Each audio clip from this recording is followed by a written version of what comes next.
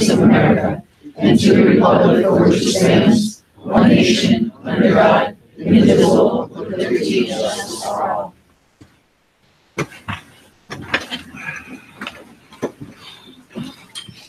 Lastly, recording secretary for a roll call vote.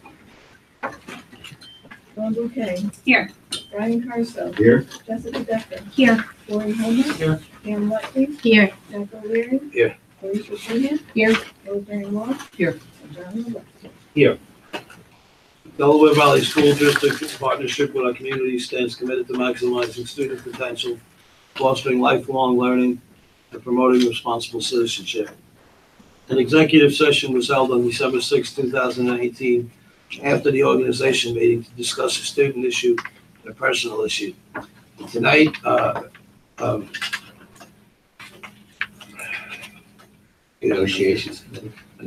thank you, John. A negotiations committee meeting was held to discuss two personnel issues. I have a motion to adopt the agenda. Motion? Second. Any discussion? All those in favor say aye. Aye. Any opposed? Hearing no objection, the motion carries. Okay, we have a few presentations. I'll turn that over to Dr. Bell. Okay, thank you. Good evening, everybody. Tonight we have, last meeting we recognized the girls soccer team for their district title. And tonight we have Coach Olsemer and the captains are here from the football team. And then we hope to get field hockey and volleyball on another night. They both canceled due to the weather, but these guys toughed it out. And so I'll turn it over to the coach. I want to say a few words about the boys here. First, I'd just like to thank Dr. Bell, thank everybody for the opportunity and the recognition. Thank you for continued support. There's a lot of places we go that don't get any of the support that we have, and we appreciate that very much. I want to thank these guys for a tremendous year. We didn't start off all that well compared to how we've been the past several years, and the reason we were able to kind of win 7 in a row was in large part because we had good character captains, and that was put to test about week 10 when we lost one of our players, and it was a trying year. It was a long year, but a very successful year for us. So thank you very much. You guys want to introduce yourselves? Tell us your name and your year and your position. Jimmy, you want to go first? Sure. Yeah. James Lynch. I am graduating this year, 2019, and I'm the defensive end and tight end. Michael Chapman. I'm graduating this year as well, 2019, D-line and offensive. I'm Joshua Balkerso, class of 2020, and I was the running back. I'm Zach Celia, class of 2020. I'm the quarterback and free safety. Just a side note, these two guys who are graduating are both looking to further their careers at the next level. And fortunately for them, they're going to have a great opportunity because both very strong students.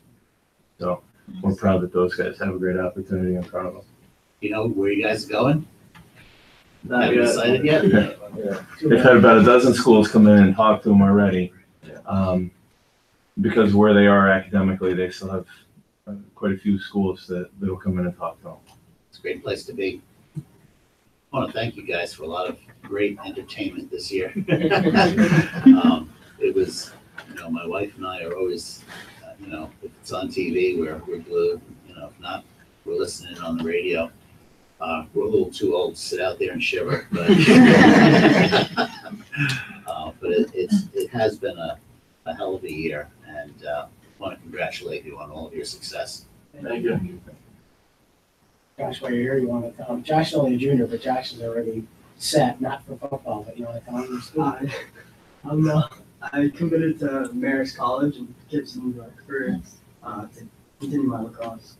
Division I lacrosse. Great. Congratulations. Thank you. It's good only be a junior. Have that out of the way. Yeah. Good. Well, definitely a great season, guys. I mean, definitely everything you learned in football, and I'm telling you, it carries forward. Yeah. I still hear coaches saying things like, even though they're not physically there, but you'll hear it repeated in your head as you move forward, and your career. And to the two guys graduating, give Lebanon Valley a really hard look. Super. Well, we're glad you guys could come. And like you said, from a fan's perspective, we didn't know what to expect when so many kids graduated. And you guys just, I mean, every week you got better. Every single week you got better. And there's nothing more that you can ask of a team. Because they get better every single week, gearing up heading towards the playoffs. So you guys did a tremendous job. You really did. So congratulations. You figured it out.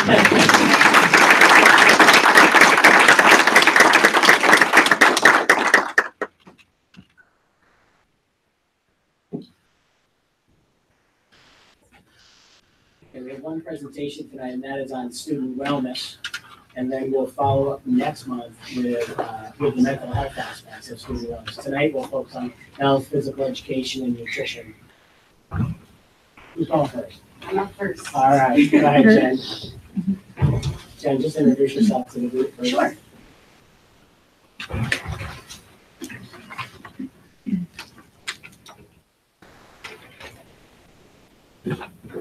Okay, I'm going to start. My name is Jen Marchetti. I'm the Health and Phys Ed Department Chair. My current teaching responsibilities are 9th grade Phys Ed. I also teach our physical fitness and training class. And next semester, I'll be teaching our leadership and adventure class. And I'm going to talk a little bit about what that entails. So starting with our Health and Phys Ed program, I'm going to talk just a little bit about our curricular time that we spend with Phys Ed. So in grades K through 5, all of our students meet 3 days a week for 30 minutes for physical education, 1 day a week for 30 minutes for health education, and then that 5th day rotates through music, art, etc. 6th grade gets a little bit confusing. Essentially, there's 2 groups of 6th grade students. There are 6th grade students that are not involved in band, choir, and orchestra, and then there's the group that is involved. So there's a little bit of a difference there. At Dingdale Middle School, students who are not involved in band, choir, or orchestra get 46 minutes of phys ed for 67 days and 46 minutes of health for 23 days. That's during one 90-day semester. Those that are involved in band, choir, and orchestra get 60 minutes of phys ed 2 times per week for 3 marking periods, and then they're pulled 10 times for that health education. 60 minutes because it's during that 5th period, that lunch period.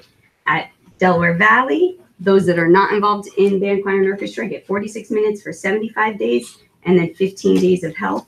Those that are involved in band, choir, and orchestra, 60 minutes 2 times a week for the semester, and then again, 12 of those that are pulled for health. So any questions on that one? I know that's a little bit confusing. Essentially, it's just 2 groups of students, and it's different because during that time period, they're going to band or orchestra. In grades 7th and 8th, all students get 46 minutes of phys ed for 66 days, and then 24 days of health, again, during that one 90-day semester. At the high school level, 9th graders get 46 minutes of phys ed every day for 90 days, one entire semester, and then they'll get 46 days of health ed for 45 days, or 1 marking period. That last marking period, they have their freshman seminar class. In 10th grade, they get 46 minutes phys ed for 45 days, again, 1 marking period, and then they'll have 1 marking period of driver's ed. The nice thing about our sophomore driver ed phys ed is right now it's not 45 days straight. We kind of rotate it. It's 3 weeks in the classroom, 3 weeks in the gym, just to kind of to add that physical activity back in. 11th grade, they get 75 days of phys ed for those 46-minute classes and 15 days of health education. And then 12th grade, it's the same thing. Again, the recommendations from the Department of Health and Human Services, we should strive that all students should have 60 minutes of moderate to vigorous physical activity every day. So we're close to hitting it just in our physical education classes. Questions? Also at the high school level, we have 4 elective classes, or actually it's 5 elective classes that that students can choose. The first one is physical fitness and training. That's open to grades 10 through 12. That focuses on different types of physical training, everything from endurance training to plyometric training to more CrossFit style workouts. Students make SMART goals and then start designing programs to hopefully achieve those SMART goals. Then we have sports officiating. It teaches different officiating styles and techniques for both team and individual sports. That's open sophomore through senior year. Leadership and Adventure focuses on the 7 habits of highly effective teens. It's a lot of team building, leadership through activity. That's only open to juniors and seniors. And then, although not an activity-based class, we do offer athletic training 1 and 2, and that takes a look at the sports medicine side of athletics. All of the electives are 1 semester long. I did hand out a handout that has all the topics covered. As you can see, there's a ton of topics, both health and phys ed, but it's a lot to go over. So instead of me reading it to you, I broke it down by grade level, both for health and physical education. With any of those elective courses, are there any certificates or anything built into the curriculum? Not right now. We looked at it for the officiating, and we do try to get them. A lot of them will officiate for like local rec, our soccer program and our football programs, but there's not any, because of the age limit, a lot of them you have to be 18 to get the certificate. Any other questions? Is it possible to go back one? Sure. This one? Yeah, that. All right, let's say grade 12, 46 minutes of physical education for 75 days.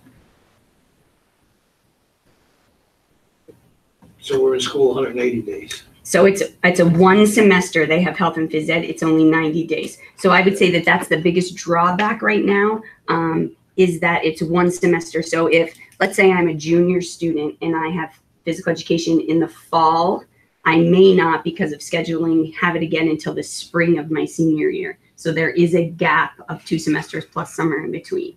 That's our biggest drawback in phys ed, because it is just 1 semester.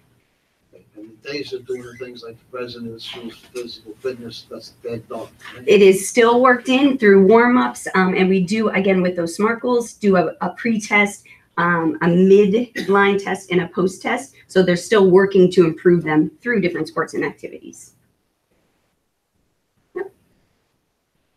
I have a question. Students who are involved in interscholastic activities, how would that connect with what goes on here, or do they get credit points for that? No, students have to have 4, it's essentially 1 credit of phys ed, but each level, 9, 10, 11, 12, is a quarter of a credit. So they must pass all 4 in order to graduate, get the requirement for graduation. But we hope the skills that we're teaching are going to help to transfer into athletics. Any other questions? Mine is the easy one. That's why I wanted to go first. I'm going to turn it over to Justin, and he's going to talk a little bit about the nutrition side, and then Sean will finish up with our extracurricular activities. Thank you. You're welcome. As Justin gets set up, I just want to, last week we went through our administrative review that occurs every 3 years with the state on our cafeteria program and services. And I was fortunate to be able to go to meet with the evaluator as she began the evaluation, and then at the concluding meeting at the outcome. And I just wanted to share with you a couple of comments that she made. She said, "I really like that you have limited smart snacks, and everything that you are serving that's outside of the regular thing are the smart snacks." So that was one thing I thought that was really good, because that's something that our wellness committee, we talk about often when we meet. She talked about food safety, and that how everything is meeting the temperatures, and that all of our staff, our faculty that work in that department in the cafeteria, they know the regulations, they're able to answer the questions, and they know all about this food safety, and they're following through on that. She liked that our civil rights posters are posted in all the appropriate places in our cafeterias so that everybody knows, and she thought that was really, really good. The nutritional analysis that Justin does through the dietary planning, she thought was exceptional, and she really gave a lot of kudos for that.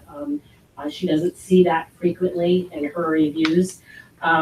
She liked the way that the cafeteria staff, the offer versus serve, which is always a dilemma with us, whether you can charge for the full meal or not. She said that the cafeteria staff really do a nice job, especially with the little kids, when it's offer versus serve, and try to explain to the kids and so on in a nice, friendly manner.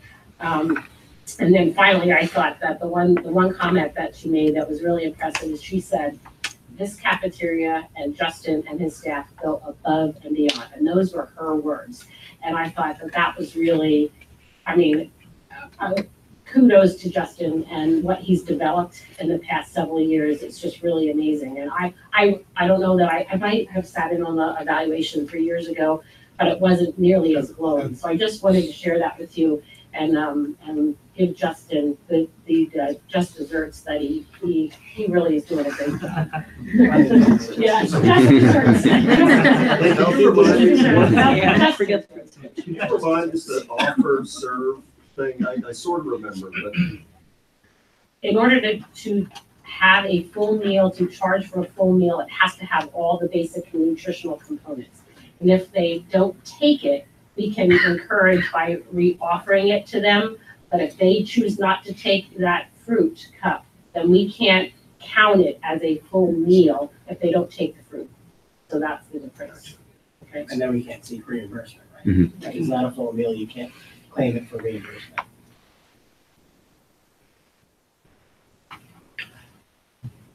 Good Yeah, evening. just plop that applesauce on there.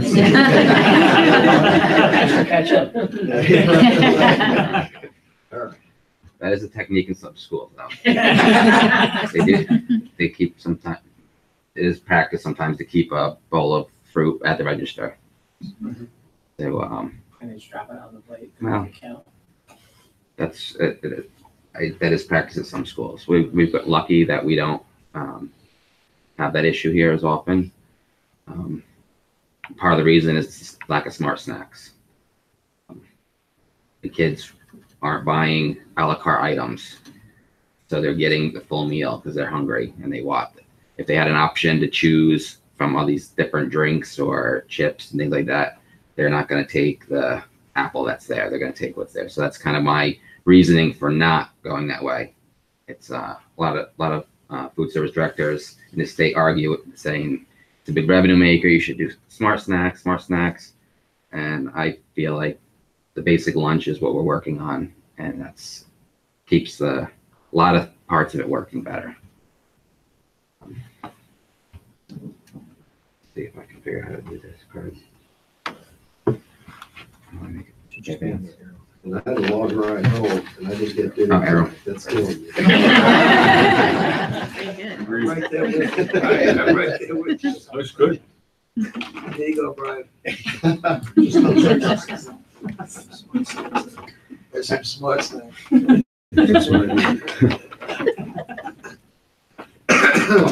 The goal of the cafeteria, the goal that I set for the cafeteria is to feed the most students while meeting and exceeding the nutrition standards. It's a simple goal. We just want to make sure that as many kids get fed as possible and that we are following the rules and regulations that are given to us. I did it again. I used to-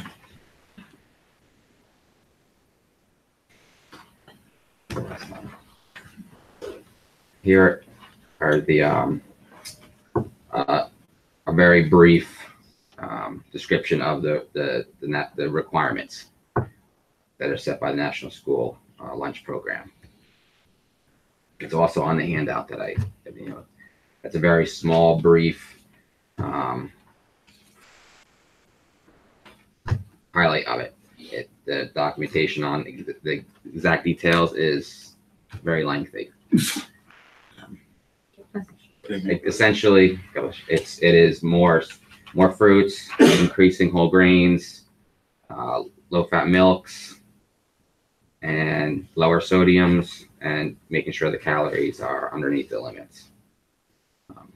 Our meals are entered into a system that takes the ingredients and does a complete nutrition analysis on it, and has to pass the state review. Part of the review is they look at that and say, okay, does that meal fit? And it's under a full 5-week period. Understand? These are just as far as the numbers that we're doing, as far as getting the most students as possible to eat. These are the timeline and the percentages. This is breakfast for the past few years. Continuing to grow.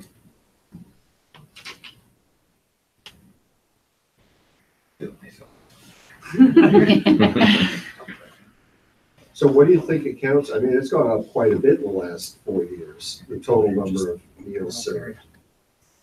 It is, and it even with the slightly declining enrollment. That's what I just noticed. The enrollment's going down, the breakfast is going up. Breakfast is definitely increased. Due to breakfast not being, it's fairly new. We've had lunch in Delaware Valley long time before I started. Breakfast, I don't think it was started very many years prior to me, so I think that's part of it. It's just the students getting used to it. There's students that still go, oh, you eat breakfast? And, you know, these are students that are kindergarten. Some students are junior, seniors. So that's breakfast. Similar for lunch. Continuing to increase.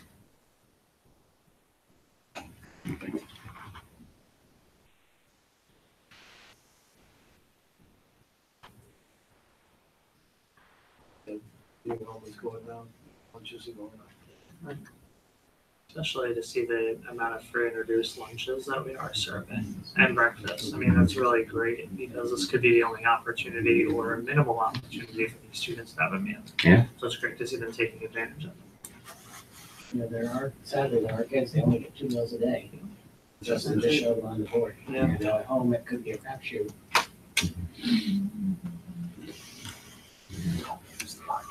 Thanks.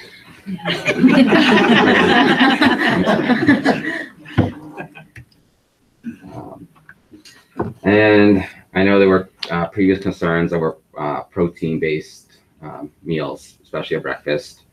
A lot of the meals that we serve are grain-based, due in part to that's really what the state's looking for. A lot of what the manufacturers have come up with is grain-based. Students do kind of gravitate towards grain-based items.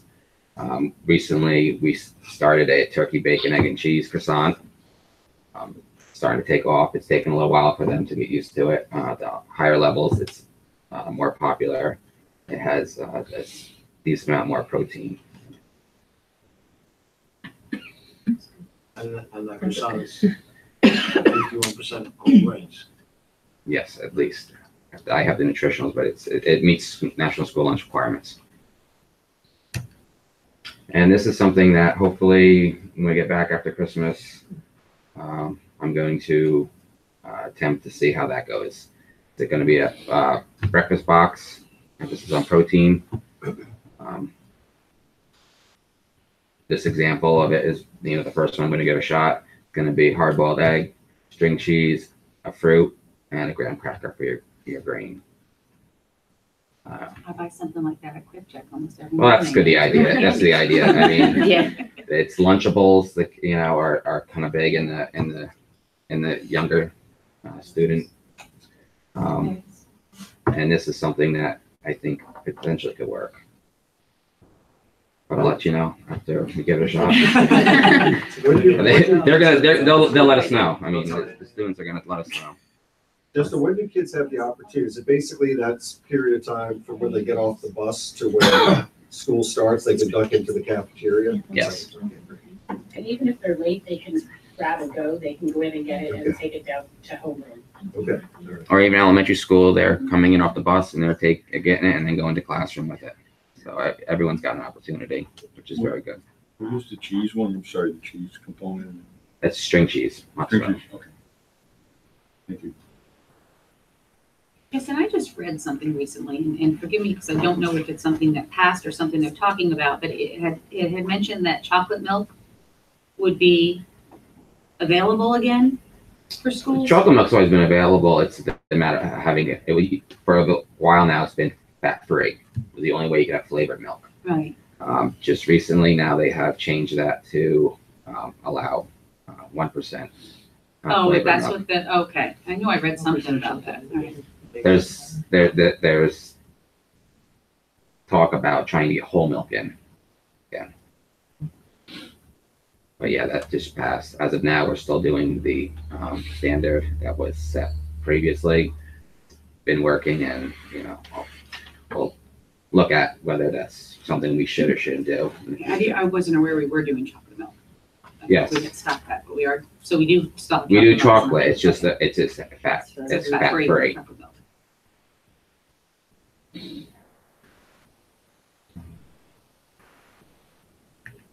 that's it. I mean, questions? I mean, just a quick little one. I know we have the wellness committee. Do we do anything with student focus groups or something? Because I mean, that breakfast box would be a great focus group kind of item, to get a group of 7 and 9 maybe, just see what they thought, before implementing something. I don't know, but. We have done surveys.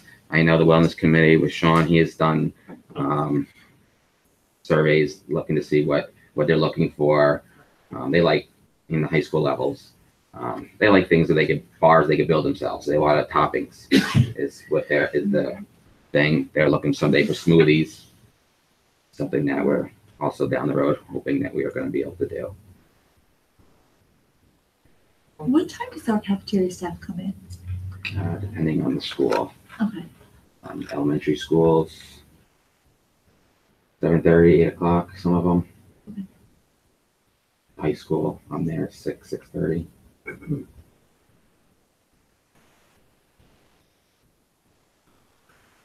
I think it's really important to put a high priority on the kids getting meals. I think that's a great idea. But I noticed there's a bunch of plastic with the box lunch. Mhm. And do we recycle it all? Is there there's opportunities to toss that thing into recycle? That's great. When I got here, we had garbage pickup 5 days a week. And we quickly, that very first year, we got it to 4 days of garbage and 1 day of recycling. We can't get it to 3 and 2. I've been trying like crazy. And Marvin will tell you that I'm a royal pain. Anywhere there's a garbage pail, there should be a recycling bin, because people will do it if it's easy. But if they walk up to a pail and there's only one choice, most people are gonna dump whatever that pail is. So we're working, because I really want to get it to 3 and 2.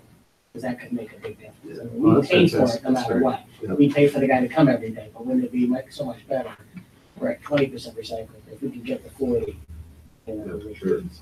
I keep singing in the staff newsletter and everything, but we haven't gotten there yet. Well, that's good. That's great. I mean, we recycle all kinds of stuff, because it is single stream. So you can, everything can go in the recycling bin, so that makes it much easier. We used to have to, the milk cartons used to have to be separate from this, and we had things all over the place, because they were all specific to that thing. Now it's all single stream. I really like Justin and the breakfast thing that you did. I think it's my own experience. I think it's very important. I like your croissant. That's something that I would eat. It looks very appetizing, I eat about 5 of those things in the morning. Might be a calorie count. The thing is, I work a lot of hours. People say, man, it's a physical job. How do you keep going? I'm 56. I just tell them it's breakfast. It's always been my whole life breakfast. And flapjacks, Kodiak cakes. I love the Kodiak cakes. They're a little loaded with protein, Yes, syrup. Pure Maine maple syrup. But I know I'm more attentive when I have breakfast and there are days where I don't get breakfast till 9 o'clock in the morning and I'm on a job at 3 o'clock in the morning. You don't really want to be around me on those days. But I've enforced that in my children all the time, to have a breakfast before they leave. And then they come here and they have another breakfast, and they're active. So,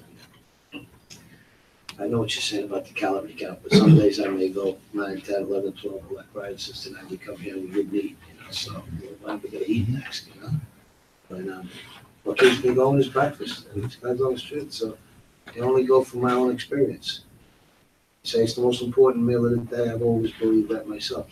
And it's been days where it was my only meal of the day, and that has carried me through. So I think it's very important, and I appreciate you doing that. We asked you last year to do something with protein in the breakfast, and I specifically was one that asked you. So very glad that you did. Thank you. Hopefully, Chris, did you have any of those croissants right now? We're not worried about calories, are we? Taste test. If you don't think, no. not too bad. Justin, do you ever get, and would they make their way to you, complaints from students that are unhappy with the meal? Yes. Listen, most complaints come indirectly. Very few actually come in. Through Facebook by any chance? Facebook, I hear. I don't have Facebook. Smart man. But I do hear the occasional post. We don't serve blue bologna, do we? I didn't think so. Thank you. No, that was recently. No, I sometimes question. You know, I try to tell everybody. You know, if you had an issue, just bring it back. Talk to somebody. I know there's something about frozen chocolate milk. I don't think anyone mischievously tried to freeze someone's chocolate milk. I'm sure if they came back with another, my milk's frozen, I'm sure they would have got another one. But I mean, on that point, the thousands of meals you serve, statistically, there's no way everyone is 100% done. Statistically, you know. But I mean, that's it though. You know, those rare ones that do have a complaint, come back, we're open, we'll trade it, whatever. You know, we just got to keep that line of communication. That's what I try to preach. Like, you know, you come back. I mean, no one's gonna turn you away. Right. If you had a bad spot in your apple, come back. We'll give you 2 more. Thanks, an apple. I've had people, you know, I had one call the principal, said my son got a rotten apple. Well, did you ask for another one? It's a case of apples that got put out. That's funny, we called the mom and said, you sent us a rotten apple.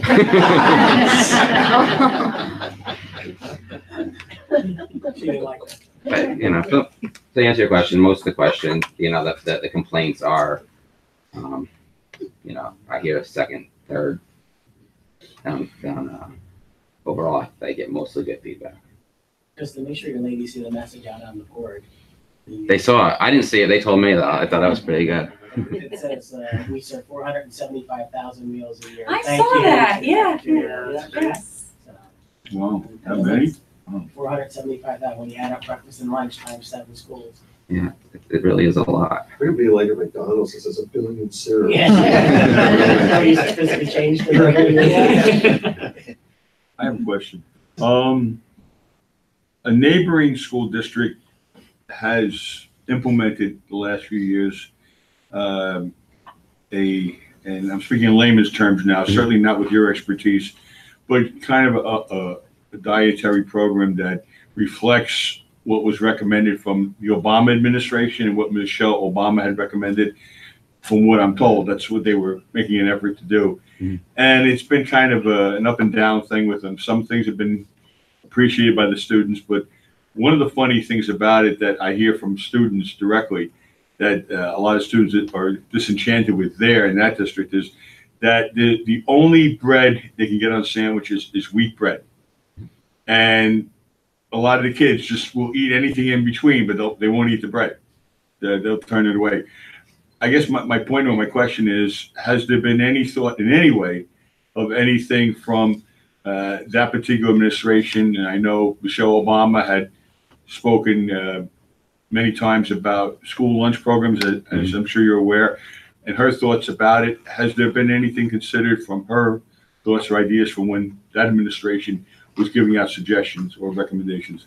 Yes, there's been a lot of talk since the new administration with the regulations. And they're coming down the pike. They are working on relaxing those whole grain requirements. Seems to have been a flop in that district. You know, I'm just saying. You know what it was? I believe don't like it. The change happened before I started here. But from what I gather, in the beginning, it was a big culture shock. It flopped everywhere real bad. A lot of the manufacturers found ways to make whole grain not quite so whole grain. You and I would look at it and say, is this even really whole grain? You know, the pizza manufacturers make pizza now. It's whole grain rich.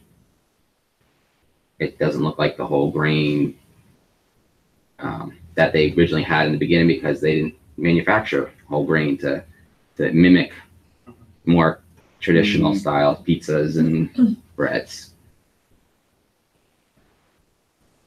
So I think now they've gotten used to it, and the manufacturers have learned to make it more appealing and still fit the dietary guidelines. The days of Wonder Bread stuff in the braces are gone. And at one point, that was made to keep the military strong. Wow. I just think a lot of that is how a child is brought up too. White bread has no taste. Whole wheat has a taste. Rye has a taste. Pumpkin has a taste. Children aren't used to the taste. We bring them up on whole wheat bread. That they're more acceptable to them. But when they're brought up on the white bleached flour bread, that's what they're going to be used to. It has no taste. I mean, I don't know anybody that can tell me white bread has a taste. It's like this. Apparently you've never had a New Jersey tomato and white bread sandwich. Oh, you taste the tomato. You taste the tomato. You taste the tomato. You taste the cheddar cheese. You taste the little tiny dose of salt, although we don't do sodium. You don't taste the bread. Justin, you've done a great job over how many years has it been now? This is year 4 now. I think the numbers of students having meals at school really attest to that. Absolutely, yeah. And there's also good news in here too, because we turned the profit again. And we had a lot of years when Mrs. Obama was very active, where we were losing money every year. When they made those changes, kids just shut down and stopped buying lunch. And now we're back in the black again. So that's a testament to everything that we've done. Just in the I'm gonna screw this up, the consortium? Thank you. You're happy with that? With Yes. the quality of product and whatnot that we're getting? Very. So with the, last year, I know with the consortium, when we had that discussion, my concern was if you join the consortium, I think you said that you could put out better, get food cheaper and put out better quality meals. Because I know you said you put out, I forget what you call it, the one meal that you were very happy with, but then the next day you had to cut back on something else. And with the consortium, you said you'd be able to buy better food cheaper. How's that worked out? Is the consortium a good thing? You like it? Yes, it's worked out well, and it's getting better month by month and year by year. We're actually getting stronger, better, smarter, narrowing down, getting better power. And you voted, if I remember correctly, you were going to be on the menu committee or something like that. How's that worked out for you? Good. Yeah, we are. There's different items that we're working on right now. That some of these, there's some different boxes similar to that breakfast box that I was showing you earlier for lunch that we've worked on nutritionals for, and I've gotten close to being able to try those out. So now my whole thing is the last thing I'm going to ask you about this. My feeling, and I don't know if it's correct or not, my feeling is the better quality food you put into a child, the more well balanced it is, the more attentive that child will be at school, less likely to crash, from the carbohydrate crash, something like that, and do better at school. Is that correct or am I wrong? 100% correct. It's fuel. Food is fuel. It's nothing more than, we enjoy it. It becomes a leisure activity for us in our culture. But food is fuel. It's one purpose of it is to feed our bodies, to keep us going. It's really not. That's the basics. So you get what you put in. That's what I thought. And that's why You got to get it in. That's a challenge with children. But you get what you put in. I saw those things you're putting on there, and I remember last year too, you said about trying to make food more attractive, and you gotta stop and see what, see Please do. sit down and eat. Samples next time. Yes, when you come next time, make samples. Are the serving sizes for kindergarten and 5th grade still the same? Yes. K through 5 is. Okay. Do you see that changing? I've just heard things of, like a 5th grader is hungry because he's eating, given the same amount of food as a 5-year-old. And I just never understood how you could say that's fair. I don't either. And, I don't as though, on scoops of things that we're making sure, Right. I think our staff is pretty Pretty reasonable. good about, okay, maybe.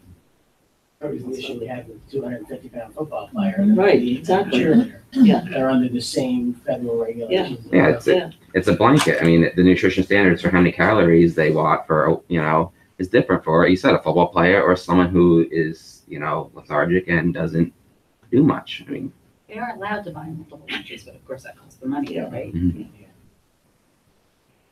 And there's fruits and vegetables we don't, that they can always come back for, they get as much as they want. Oh, good, okay. So nobody goes hungry. There is food available. I would hope not.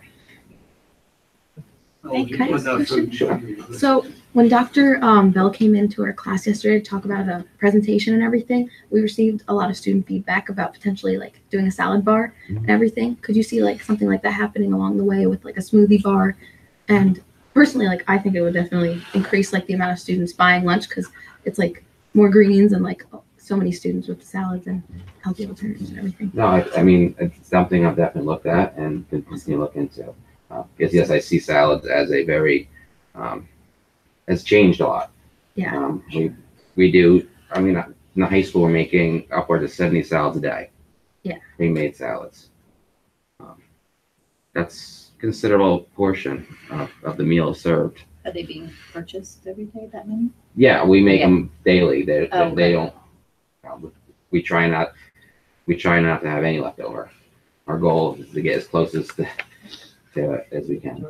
Yeah, especially with like the toppings and everything. Yeah. Yeah. Wasn't that on the facility report? The salad bar? About the salad bar, yeah. What year was that we were? I don't remember, but we moved the school store. The school store used to be in the 11-12 cafeteria Yeah. off on the front left. And now that we built that new school store over in room B1, that's freed up a space that if we would go to the salad bar, that'd be a perfect location for it. Mhm. Because it's not in the pathways off the lines. Yeah.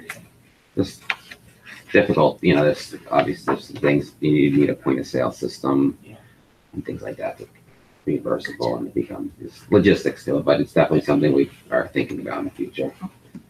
Thank you.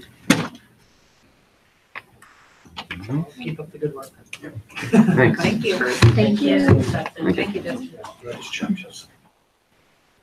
You're right, Sean.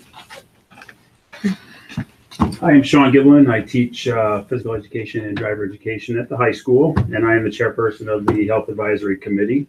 And I'm going to talk a little bit about our physical activity. And kind of going off, the high school does have a wellness club, and kind of our intent with the wellness club was kind of be like a vehicle to try and push some of these positive changes, physical activity wise, nutritionally, as far as doing like taste tests and those sort of things.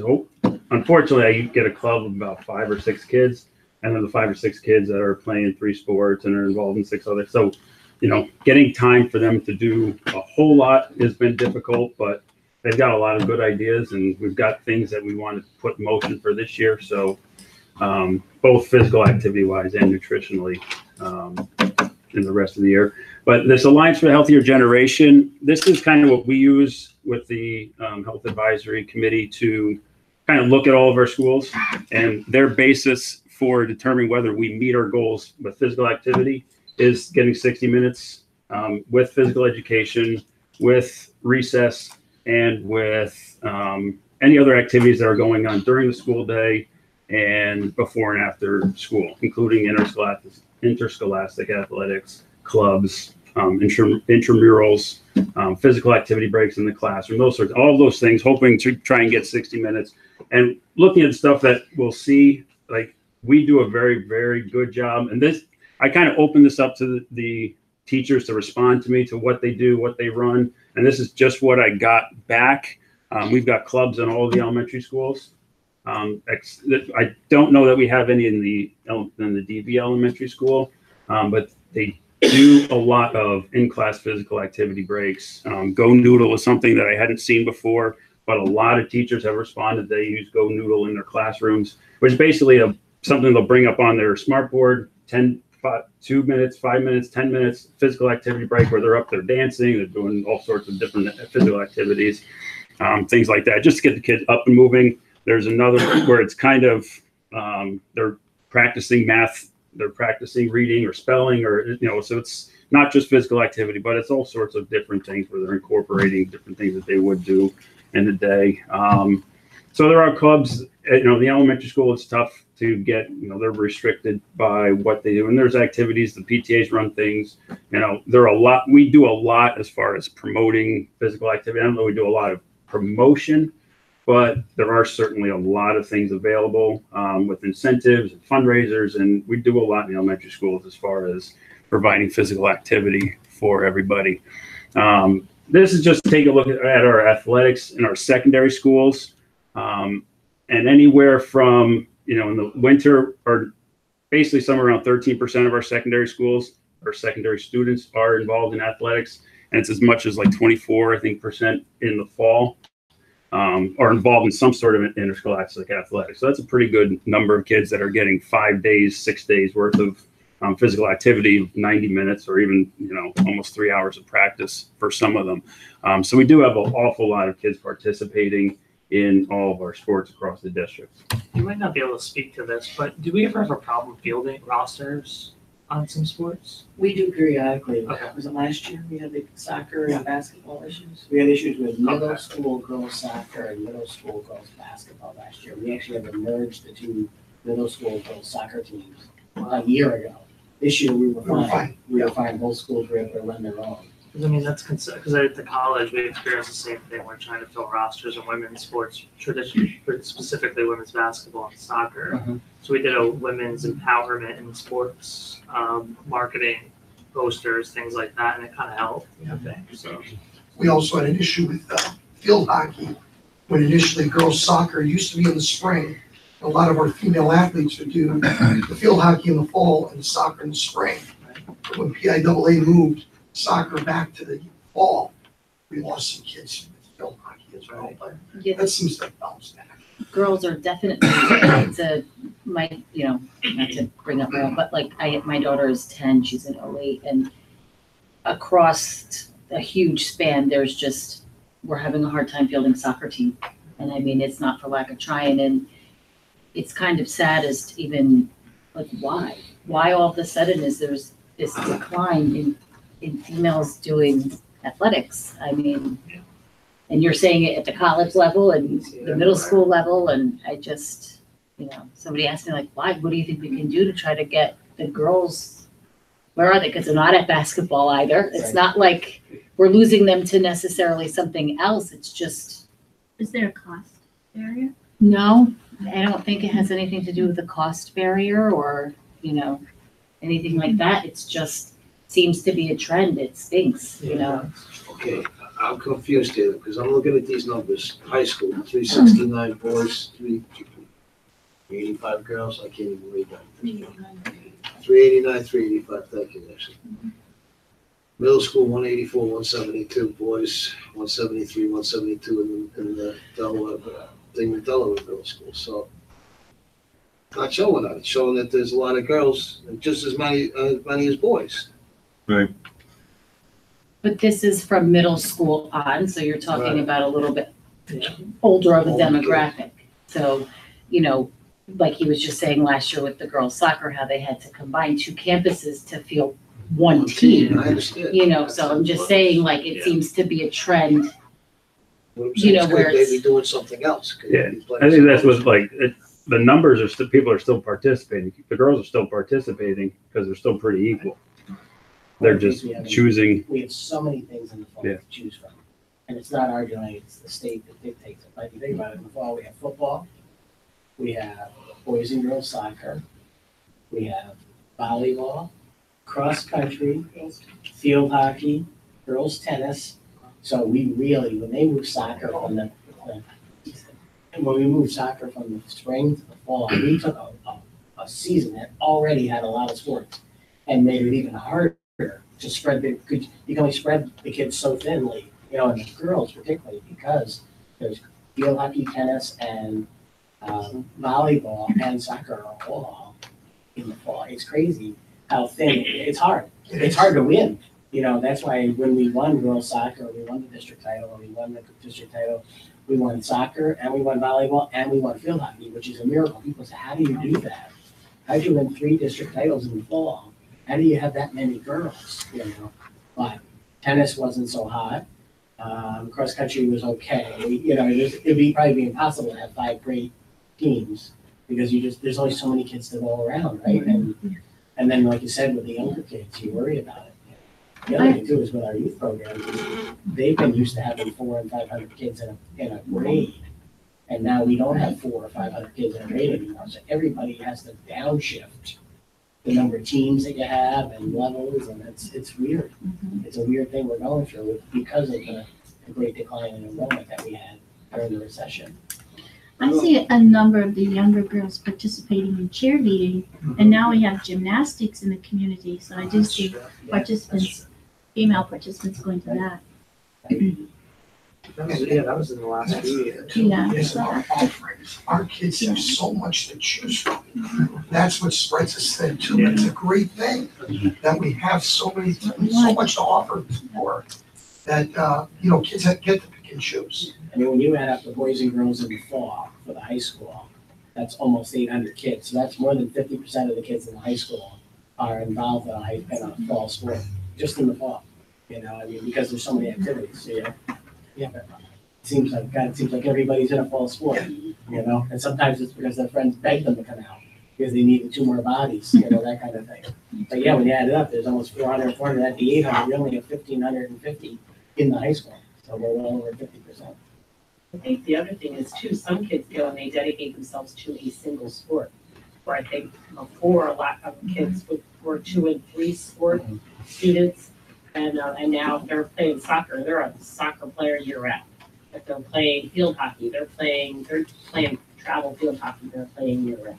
And so football's playing football in one sport in one season, and that's it. So they could pick up basketball or wrestling or something in the winter. But a lot of these kids, if they're on a travel team, especially, they're sticking with one sport. That's one of the things the college coaches tell us is the worst thing, is that they should be playing multiple sports and using different muscles, different skills. You know, we laughed about it. You know, we talked about there's very few kids that play. There aren't a lot of kids that play 3 sports anymore. But 2 years ago, we had 4 boys playing Division I football, and which is unheard of, but we had 4. But every one of them was a 3-sporter in high school. So they were the best of the best ever to go Division I, and they played 3 sports. They didn't concentrate on one, which was great proof that get your butt out there and play a different sport. You know, don't just think that this is your meal ticket, you know, because, you know, 99.9% of the kids are not getting a scholarship. So stop dreaming about that and just have fun with your friends and play 3 sports or 2 sports. Well, then by the time you hit college, you're not sick of it either. That's it, yeah, you're usually burned out, right? Yeah. That's it, yeah. It's easy to do, especially in rural sports like football and wrestling. Absolutely, yeah. Well, my daughter, my oldest daughter, she's 12. She played field hockey this year. Thank God for John Bell, because he explained field hockey to me, because I had no idea. You let him explain it. He knew a lot more than I did. He didn't come to you for 301. Henry and I will explain the story. Okay. But now my daughter goes to this, and what I really like about it is I see it says 60 minutes a day, and I believe I'm the type of father that comes home and I tell the kids outside, get out of the house, go out there. We got a big yard, go do something. But my daughter joined this field hockey thing, and it was 2.5 hours practicing a day, every day. If it rained, as long as it wasn't lightning, they were out there running in the rain. They were out there playing in the rain. I kind of like to see that, you know, because rain doesn't kill them. It doesn't kill anybody, you know. Sure, if there was lightning and thunder, they didn't do it, they canceled it for that day. They were out doing this, but I was surprised. 2.5 hours a day. And the Farmers area would show up with the bus, and that team wouldn't come off the field if they were waiting for them to come off the field. And they'd still be at it out there. When it got hot, those hot days, they were out there doing stuff. So they're making up their 60 minutes. There's no doubt about that whatsoever. They were making it up. But now, what I'm learning about this athletic parenting thing is that the kids that play field hockey in the fall, then they go play lacrosse in the spring. That's it. That's another. Who can I go to beg about that? Not me. I know nothing about it. Yeah. So, I love to see this. I really do love to see this because I like to see the kids active. You come here at 4 o'clock in the spring, it's incredible, because there's hundreds of kids doing everything you can imagine. It's the greatest time of day to visit, because there's just so much activity. When you see it, and you come to Yeah, absolutely. It's like, in a good way, it's kind of like a madhouse. You have to kind of watch where you walk. Your kids running all over the place, trying to get somewhere. Yeah. I just sit down there in that elementary in Matamoros down near my house, and I watch the girls playing field hockey, and every field is full. And then you get the soccer players down there, boys soccer, and the rest. Friends coming around with the bus, picking everybody, you know. But it's just all these kids out doing healthy, good, wholesome activity. I really like to see it. If I could add something to that, with my own personal experience for people here, because I do a lot of in-depth, close coverage with the sports. Every coach that I spoke with at Delaware Valley at some point has said to me that they, more or less, in their words, they encourage their players on that team to also play other sports in other seasons. They've made that emphatically clear. Just about every single coach that I've dealt with. And I thought last night was a classic example, because here you have a kid who has a girl who is committed to a Division I field hockey scholarship to Providence. She's playing basketball. And in my opinion, having covered the game, I thought, I'm not going to say who played better than who, but I thought she probably contributed more to her team in that game than anybody on the court. Even though she told me before the season, I just love playing field hockey. It's my sport, but I'm going to give my all for basketball. But I love field hockey. Well, you wouldn't think that last night if you watched it, because I thought that she really overextended herself in the game. It was a real factor for her team. They had a tough break at the end of the game, but I thought she was really the catalyst for her team, and really a very driven kid. And a lot of times I found my experiences covering sports for many years, once a kid commits to a Division I scholarship in one sport, and if they're playing in another, you just don't see that same commitment. They kind of lose their commitment. And I didn't get a sense of that at all from this kid last night. And she plays softball too. Yeah, and softball. Yeah, she reminds me of that all the time too when I talk to her. You know, the one thing that I really want to do between all of the people that are here tonight is that I think we have to change the culture. And a lot of people say, well, you can't change the culture. And I don't believe in it. I don't believe in that. Maybe you won't be successful in the end, but you'll never be successful unless you try. So I think from what I just see in grocery stores, I look at people's food baskets and see what they're buying, and I see their kids, and I was like, how can you feed your kid that poison? And they just don't know any better. That's the whole thing. So I'm thinking, you teach the child, and that child brings it home to the parent, because now the child wants something this. I got this at school. I want this. I want the salads and just this. Why don't we have salads at home here? We got these at school, and I love these things. I have 2 daughters. I have one, the youngest girl. She goes right for the fruits and vegetables when you bring her to any grocery store. She loves farmers markets, things like that. The older daughter goes for junk. But she didn't have her clearances at field hockey the first day, so we went down there, and Dominique said, just bring it to the thing, but she couldn't participate. All the girls ran around afterwards, and my daughter stayed there and watched the whole thing, be part of the team, but she was getting her clearances on a Tuesday. This was the Friday before. And afterwards, my daughter said, I can. Dominique said, if you're not running a 6-minute mile, you're not playing this in high school. No, that line is pretty strong, straight there, So my daughter's sitting there, and she's saying, I can do all of that, Dad. I can do all of that. I said, go ahead, go run. After everybody's off the field. I said, now you can run. You don't need clearances. It's field. Go run. Go do 4 laps around there. She her thumb was hanging out of her head. I said, because you eat junk. All of a sudden, this kid is eating pastas and protein and stuff like that, whereas she would never eat that stuff before. Now she sees that she can't keep up with these other kids unless she does have that stuff in her. So it was much easier to talk to her after she had taken advantage of this and found out it's very easy to watch somebody run around that field 4 times. I could sit there all day long and watch people run around that field. Can I run around that field anymore? Not after the breakfast I eat, But it's also how everything fits in. You know, and the kids that do the after-school activities, they'll see, because they won't be playing, if they're not putting the right fuel, as Justin said, into their bodies, they won't be playing on the same level. And that's what we need to, you know, as far as teaching and nutrition in classes. I went through this listing and I see that nutrition is being taught in all the classes. That's what these children need to be taught. And hopefully that goes home then to the household. I don't know if it'll work, but it won't. We don't try. I appreciate you all trying that. All right, that was a long slide. One of the things that's not included and part of my coaching responsibilities is coaching the kids that are out of season in the weight room through the fall and the winter. And I get 15 to 20, and I know that they're just about every program that I know is doing something out of their season. So kids are, even the kids that aren't playing something, the ones that are maybe playing in the fall and that's all they're doing something through the spring, they're doing something through the winter and the summer. So there are opportunities all over the place for kids who are maybe aren't very good at basketball. They don't want to take up, you know, there's things for them to do all year round, whether they're in season or they're out of season.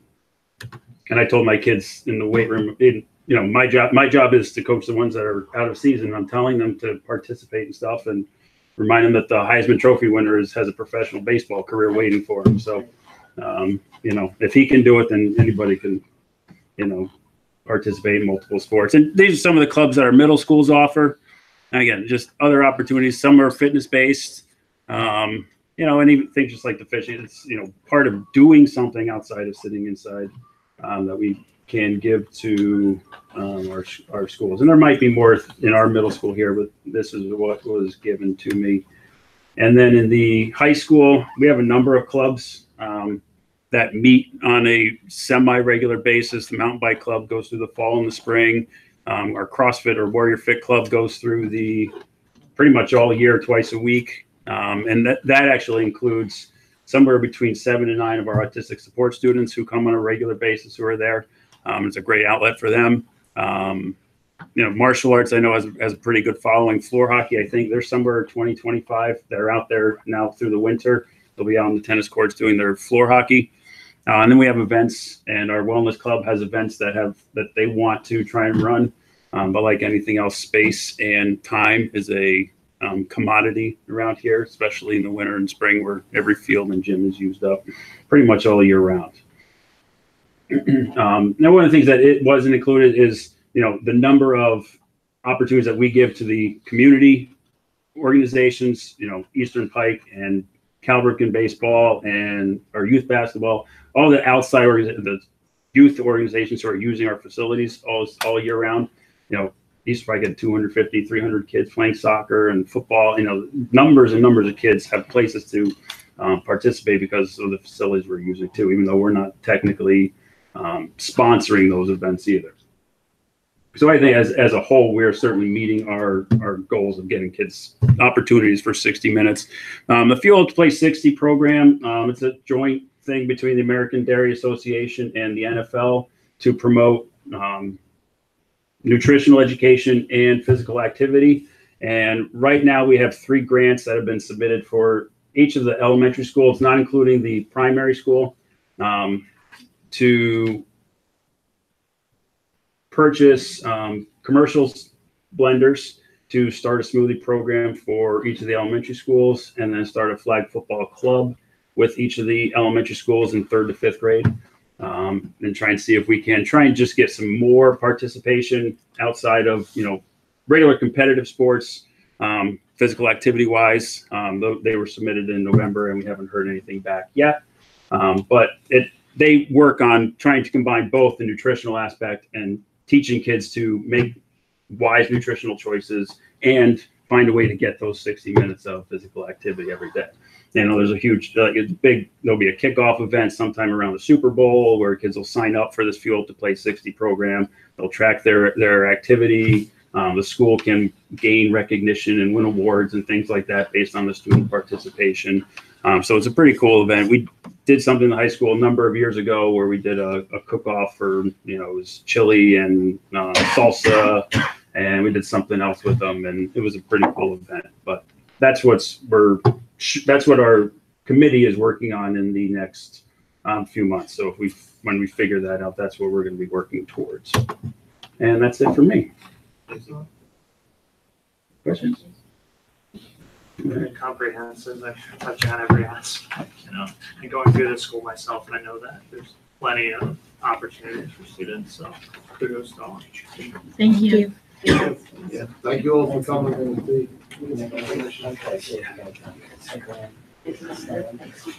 Thank you. And then next month is the focus will all be on the mental health aspects Take care. of student wellness. Plus, we have things going on in the community in the way of sports that have no connection with the school too. I got 40 kids registered twice a week. Rotary, right? Play basketball, you do a Rotary, basketball being a Rotary, don't you? Yeah, well, that's not the best exercise. But yeah, they're on the floor and they're throwing the balls.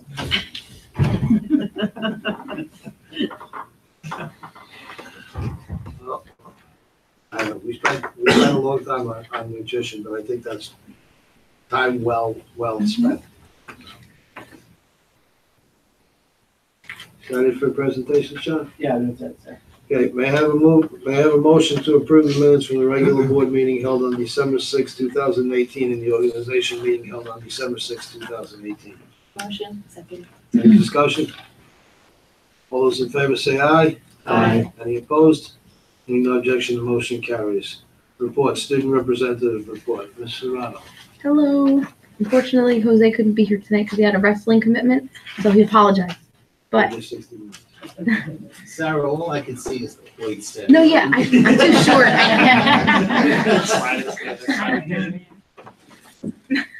Well, that helps. Thank you. To start off, we had our first Rho Kappa, which is our Social Studies Honor Society induction ceremony happen. So that was very exciting for students that have an interest for history and everything. And we're going to have our second annual National Art Honor Society induction, and that's going to be happening after the holidays. So that's happening for the art students. And then for our VOTEC students, for Skills USA, they had their first competition of the season. And then for music, we had our jazz band performed on December 7th and band performed December 11th. And they received, I believe it was a standing ovation, like everybody, their first encore, I believe, for their band performance. So that was very exciting for them. They put a lot of hard work into it. And then just this weekend, I believe, we're having a chorus and orchestra concert, and it's going to be at 3 o'clock if you guys would like to go.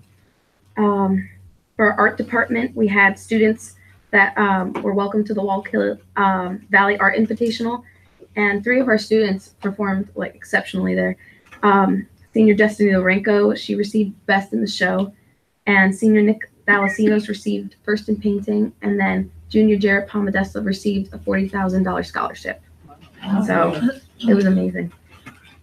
And then just tomorrow, we're going to have Empty Bowls, which is like an organization that the proceeds will go to local food pantries, and that's organized by like our ceramics class. The students that like are in ceramic classes, like they want to sell their bowls like that day, which is tomorrow, they can have their bowls out, and they provide like a lunch tomorrow too. So they're selling soup, and then they're selling their bowls. And like I said, the proceeds are going to local food banks. So it's a moment to like, you know, recognize students' artwork and also help those that in need of food and everything. Nice. So, and then for our sports, we just had winter sports start their season, and competition cheer is doing amazing. They put a lot of hard work like in over the summer, and now going into like the winter season, they're set in stone because they placed 3rd in districts. And then when they attended the Long Island Invitational, they qualified for nationals, which is held in Florida at Disney World. That's very exciting, and they're going in February. And that's Jen Marchetti, who was Yeah. here. She's the football cheerleading and competition cheer. Yeah. And then wrestling is going to be attending, I believe it's called the Hurricane Classic, which is after Christmas. So that's a big tournament for them. And then we also have the Rotary tournament coming up, where boys, girls, and adults can participate. And I know a lot of students take part in that, so that's amazing. And then just some additional information. Us seniors, we had our prom committee organized, and we're just in in the process of advertising for Kalahari since we're doing like the overnight stay, pushing that on kids and everything, the after prom experience and the dance. And our newspaper that came out last week on December 7th, we're having another issue. It's our 4th issue coming out next week on the 21st, which potentially we might have to move since now there's supposed to be snow and everything. But definitely check it out, the holiday edition. And then some more upcoming events. We have an Ugly Sweater Day coming up, which is next week. And in memory of our fallen warrior, Kyle Pasco, we're going to be wearing blue on December 19th. And just tomorrow we have our senior tea, which focuses around like class superlatives. So it's like class favorites, like best dressed, best hair, and everything like that. We're going to have that during 7th period tomorrow for our seniors. So it's, you know, like a senior privilege that we all look forward to. So like my peers are very excited about that. And then through Rachel's Challenge, we've had a door decorating contest going on, which like homerooms can decorate their doors like based on holiday movies or just like movies in general, focusing around like that subject. Like I know for AP Environmental Science, they like did one, I think it was Nemo, and they have like plastic bottles out there. And then for like my Spanish homeroom, we're doing Coco, and we're like putting a little Christmas twist on it. And the judging for that, since we're judging it, whoever places first receives a prize, and that is being judged on Monday. And then I'm not sure if they're continuing with this year, but what they've received a lot of positive feedback was Rachel's Challenge always does the candygrams during like the holiday season, which is like a nice message that students receive before they go on winter break with some candy. So it's always nice to have that. And then on January 21st, we're going to have our college roundtable happening. So very beneficial for seniors and any other students that have questions about that. And I don't know, I just like to take a moment, especially we had another fallen warrior pass away on November 30th, and his name was Ivan Yev, and he just graduated last year with the class of 2018, and a very, very bright student. Played tennis, and I don't know, I personally knew him, so it's been tough for students that graduated, and some of his friends still here at DV, so just like it, take a moment to recognize him.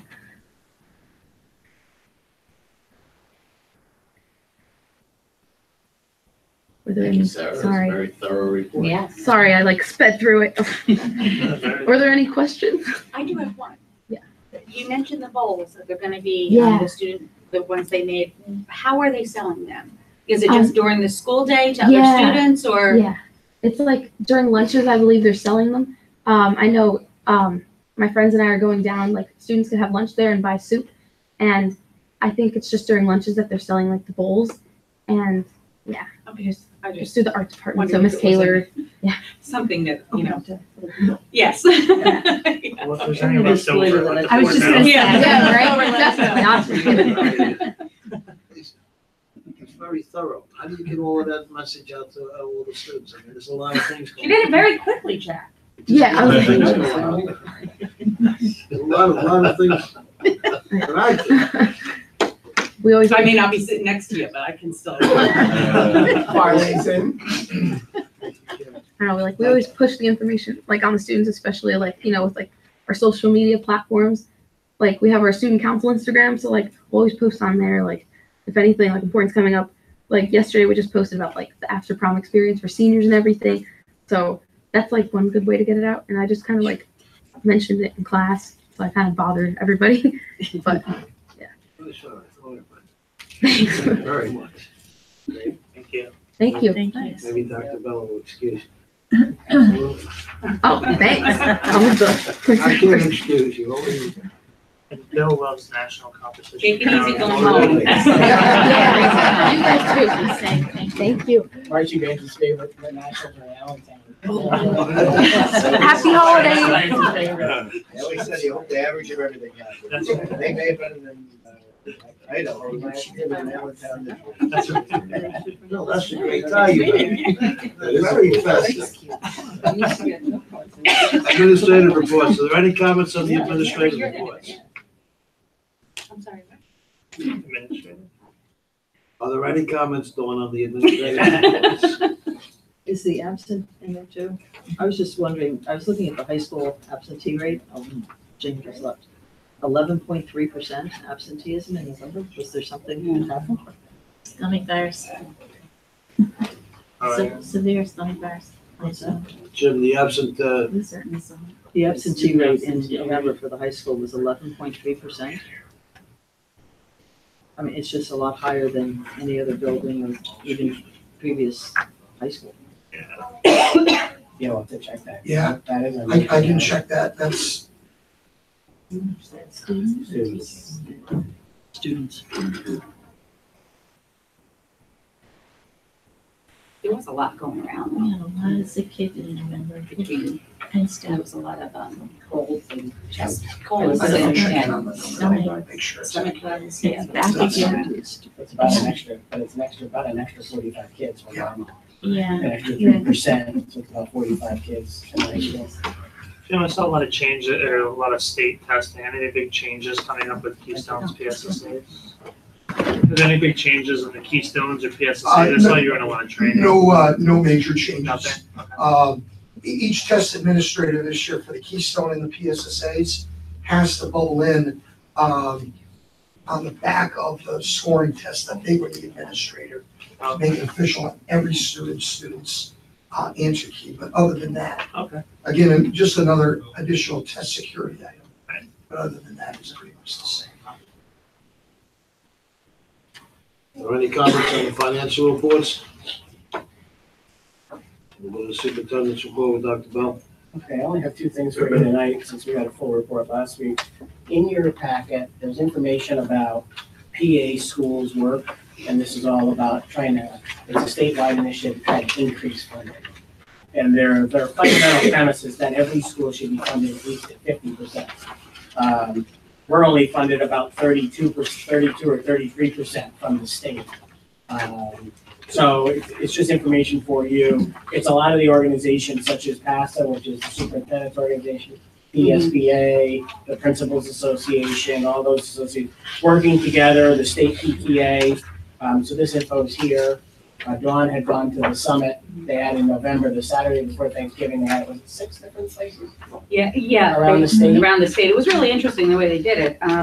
But they also have a resolution that they're asking boards to consider. So I'll bring that forward for January. And basically in here, you'll see that on page 3, it shows you how much the states give in terms of percentage of state budget, or percentage of school budget that comes from the state. And the state average is 47% comes from the state, 53% comes from local taxpayers.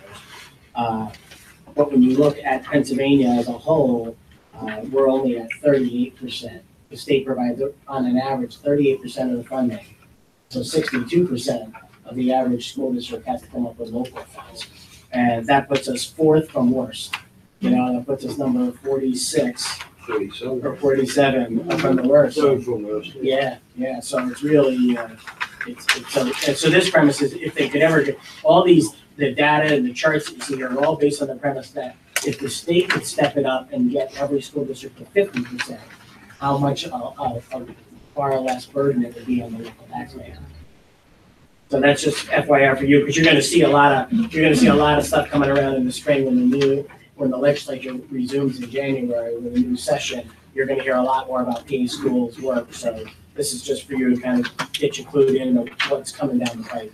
And then when we were at either Shahola or DVE, I talked about the Go kits. Well, Don, I just had a question. Yeah, sure. So and you might know too, Don, is the goal just to get everybody up to 50% regardless? Like, are there any variables being considered? And any poverty level? any new money would be pushed through the new funding formula. So everyone, the way I understand it, is through that formula, which I think has been out there for a couple of years now. You stay at where you are, but any new money is going to be pushed through that new formula so that it equals out right. Okay. And so any new money that came through these efforts from the state would go through that formula. Because we benefited in 2008 when they did the costing out study. Bill, we gained about $3 million. And we certainly weren't just being pushed up to make 50%. All kinds of things were considered, and we travel across the state discussing those things. So I just wondered if that's part of this, like how do they determine? It's great to say fund at 50%, but we got districts that don't need additional funds. That's right. Some If you're that suburban do. Philly, So is there some kind of plan to lead us there? I don't pretend to know it, Pam, but however the fair funding formula works, I believe that takes into consideration the population, the free lunches, and there's a whole bunch of different variables that work into that, right? So that And I think what it's, they're saying here with the 50%, it's, I think they're just trying to paint a picture that if the state paid more, this is how much less you'd have to do.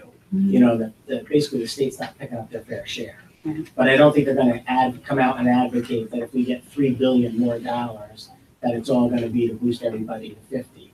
Because you couldn't do that in suburban Well- Philly, because you probably have people. Well, you probably Pittsburgh and have- Philadelphia and Allentown, there's Yeah. the money, it's gone, so there's nothing left for us. And you could have Lower Marion might be, Right. a place like Lower Marion, they might get 10%.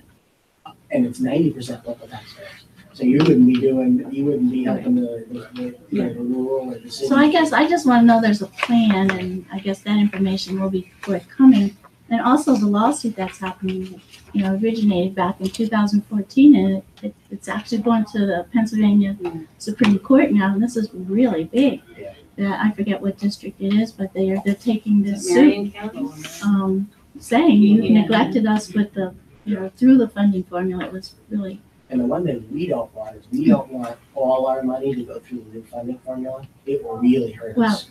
Because we're not high poverty, we're not high Right. ESL. We're not, we don't have all those factors that drive the new money. If they did that with all the money, we would get crushed. We'd be in bad shape. I think if you can, provide the board with the information about the lawsuit, because what's really important is we don't have to go to court. It can be sold for a lot less money without going to court if our legislators in all of the counties in Pennsylvania would just work on this funding formula. I think we stand a good chance if it does go to court, but it's not till 2020. In the meantime, we need that money. And the real fight has been the whole harmless issue. Exactly. People understand that there needs to be a formula. We're one of the few states that don't have a funding formula. It's basically been like a rollover budget, from year to year. We haven't had a formula in years. 1995. Is that how long it's been? Yeah. And so it's just, so wherever we were, you're kind of stuck with it and you just get a little extra money. John, I thought they did pass something though. I thought they did pass some kind of a funding formula a couple of years ago. Yes, but it's Where- only on new money. Right, Yeah. right. It's only on new money, which is, and you're right, we would probably be hurt for it. But that's what they said at this session, was that any of this new money, because it is new money, we stay where we are, Right. it would go through that funding formula. Right. So we would only get the percentage that formula stated we should get. That's right, yeah. But what it is in 1995 or a little before that, we got reimbursed per student. And so school districts did pretty well. It was based on your population. And when the population of Pittsburgh and Philadelphia started to decrease, they started yapping and they changed the funding formula, which really hurts, the people that do have the population. And, they lost and still got more money. So all of these adjustments has still not addressed the reimbursement per student. So when you're out there speaking, that's what we need to tell our legislators. We need to be reimbursed per student, the cost. So we need to know, if we're going to go out and address this intelligently, we need to know what our cost is. We need a little cheat sheet, I think, provided. And the other thing too is even though we've lost enrollment in the last 10 years, we're still ahead of where we were in 1995. So when they do the data and they compare it back to the last time that they used the formula, we still look good in that respect because we're still larger than we were then. My question is, Billy, do we still get that $3 million, or has it been dissolved along the way? Costing out study. Is that still part of That's our? in our base. Okay. Yeah, but any new money is based on the new fund. So like, I want to say it was 9% of the total funding is all that's been distributed through the funding formula so far. But it's a concern if there was a big, the way I kind of looked at it is, they changed the formula and then we started growing, so we lost out the Poconos for lost out a lot of money there. But then, because of our low cost per pupil, we did receive a lot of money from the costly outstep. That, yeah, I mean, eventually it's kind of like not in the formula anymore, so eventually it's, you know, but I'm not convinced our enrollment's not gonna start growing, either, not gonna, who knows, but it's the new formula that Dawn's talking about, a couple of years, is very number of students driven. Okay. I mean, that's the primary factor, but then the other things like John's talking about is the poverty, which we don't relatively have, and the ELS, you know. So we don't hit any of the marks that really drive it unless you have students. That's the biggest part. Exactly. And the real impetus for these organizations to get together, these organizations were all part of that fair funding group a few years back who pushed to get the new formula. But the thing that's really got them trying to coalesce together is that they've been saying now for probably 6 or 8 months that this is the year that if we're ever gonna see a spike in funding, that this is the year because the governor is very pro-education. So he would come into a second term and really try to make a push to get more money for public schools. So they're trying to figure out, okay, how far behind are we, school by school by school? And when they did this study, this one is tailored to Delaware Valley, but they did this for all 500 schools. They created 500 of these, and they handed them out to the superintendents at the monthly meeting. So every school district has something that looks a little bit different than this. But that's the reason they're doing it, is they're trying to gear up to say, our estimates are that we're $3 billion underfunded across the state. And we want the governor to make a big push for education funding in this new year coming. So we'll see what happens when the rubber meets the road in January. You know how that happens. It's gotta come from somewhere. Yeah. And the good news is the revenues are, the revenue projection, monthly revenue projections are above. The actual revenues are above projections this year. And that's the first time in a long time. I talked to a gentleman yesterday who was, he was an auditor for a local township. He knows his figures, he knows his facts, he knows his finance, he knows economics. Yet having a superior background in finance and everything like this, his gut answer was HB 76. And he's never had children. He's paid this tax all along. I said to him, listen, I didn't have children till late in life, and I paid tax for years. He said, well, I've never had children. I don't understand why a senior citizen pays. And I said, well, you know, it costs us $14,000 a year on average to educate a child, not counting kindergarten, just 12 years. That's $168,000 a year. If you pay, according to this, it's the typical. Some will pay more, some will pay less, $2,500 a year. And you're gonna be paying off that $168,000 for one child. That's for one child for a long time. So that's why the argument that I hear mostly from people is, well, I don't have children in Delaware Valley anymore. Why am I still paying school tax? Well, because it costs Delaware Valley $168,000 to educate your child for that much, and there's a certain burden of that you're going to be charged for. But there's no free education. I notice on here, when I'm up in New England, I hear an awful lot coming from New Hampshire, neighboring state New Hampshire, about free this, free that. Everything is free in New Hampshire. Yet they're the state that's right below us for the worst in funding. It's New Hampshire, South Dakota, and Nebraska. God forbid Nebraska. So I said to him, listen, this is how things are. We're 47th. I said, pick a number, any number, between 1 and 50. What do you think we rank? He said, 20. I said, try 46, because I was wrong too. I thought it was 46. It says here 47. I was very surprised. I said, you need to talk to your legislatures. Well, my legislatures work hard. I said, no, they don't need to soapbox and stand on things and say, we're going to do this and we're fighting for you, for those bills to die in committee. Because anybody can put out a bill that sounds perfect, and the whole community stands up and says, what a great legislator this is. They're fighting for us. And that legislator knows that what they put forward is nothing. It's going to die in committee, but it sure makes you sound good at election time. You know? He said, you need to make sure that your legislators are working. But what I hear is, DV has tons of money. Look at the football team. Look at the AstroTurf that's out there. You know? We've got to get this message out to people. that your taxes are being on, your family's unfair burden because your state, the Commonwealth, is 47th in the country. That's the message you gotta get out there. It's not DV's fault. It's not, we don't share the whole burden of this. Because, I forbid you raise tax. Everybody's like, well, DV has this, DV has everything, and the two popular things are the AstroTurf outside and the football team. Which they hear about all the time. That's not the case. So, how do we get this message, John, out to the public? Well, I mean, you exactly hit it on the head. The fact that we're 47th out of 50th, and we only pay, and the state only pays 38%. The bottom line is, taxes would not be where they are if the state paid their fair share. And that's the soundbite that we gotta bang the drum on. And another interesting factor, and I'm not exactly sure how we tie this together, and it's something I've often thought about numerous times since way back when we did the costing out study.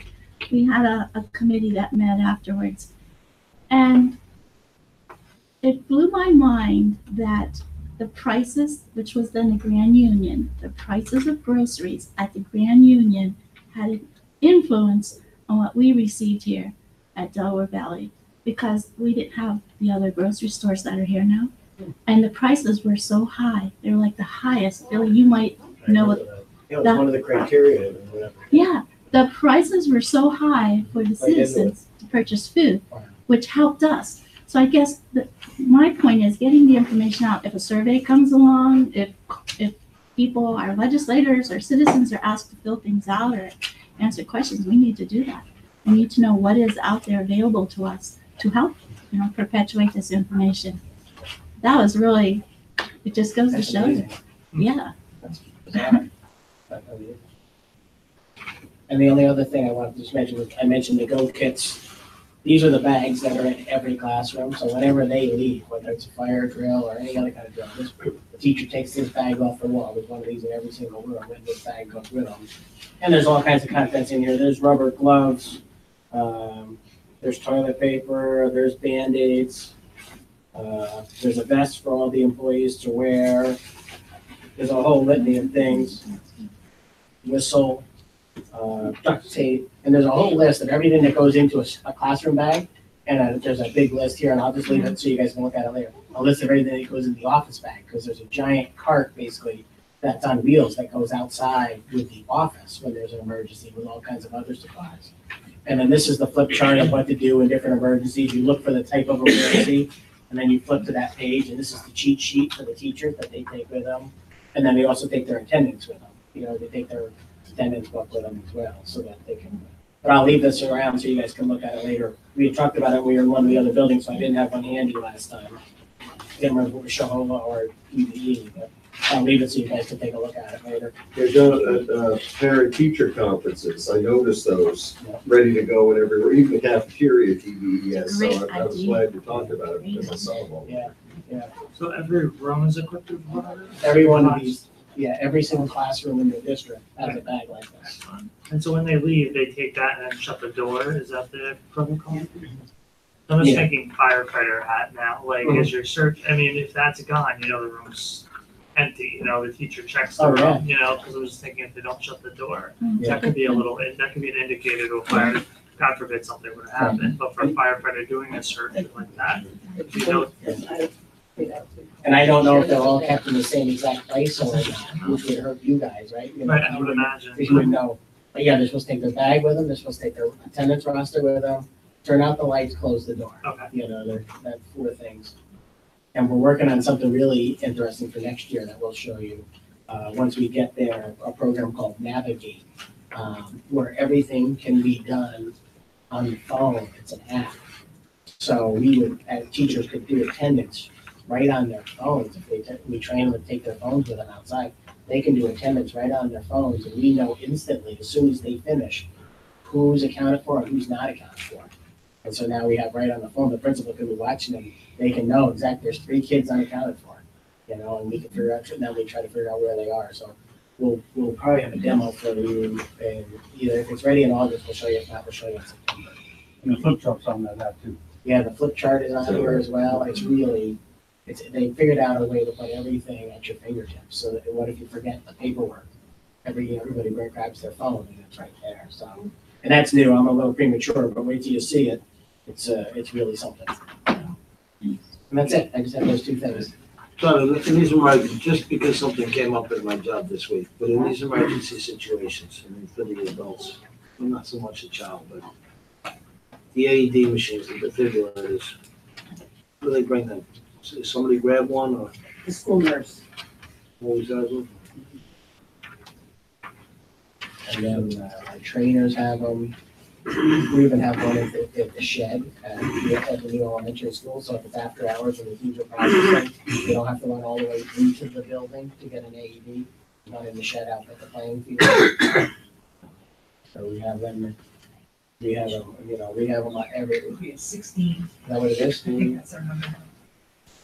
We had a thing this week from my job, a guy went down and I'm standing there because I'm trained in that, electrician standing there trained, and we're watching this guy. They couldn't find the AED. Really? There's no worse feeling in the world than that. It worked out to finally found the thing, but, so that's why I bring it up, because you would think we've always had those, but we don't obviously have them now. Yeah.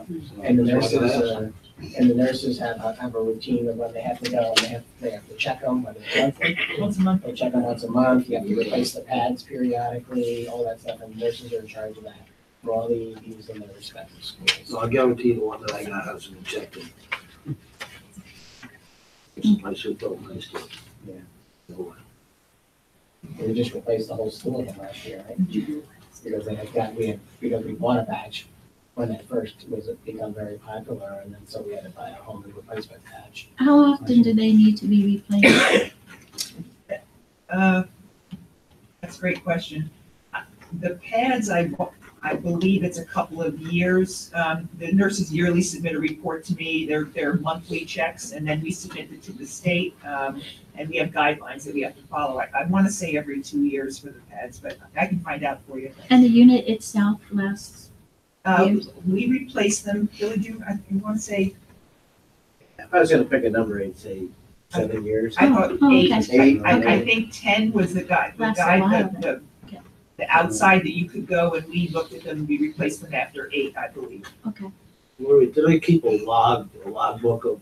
Yes, they're with each supposed- machine. There's That's a what I logbook. thought it was. There's Yep. supposed to be a logbook for each machine. Correct. They check to make sure the alarm on the door is working, they check to make sure, the pads, there's pediatric pads, adult pads, Right. for the whole thing. Whether it's fully charged. That's what I thought. Thank you. And they inspect it every month, right? Every month they Yeah, inspect first of the all those month. things first of the month. How long ago were AEDs put in? How long have they been in the school? 9, 10 years ago, 20 years. Yeah. When Joy was hired, that's when we. Closer to 18 or 20 years. Yeah. A lot different than the new ones. I compared to the old And ones. it became a law when a boy from, where?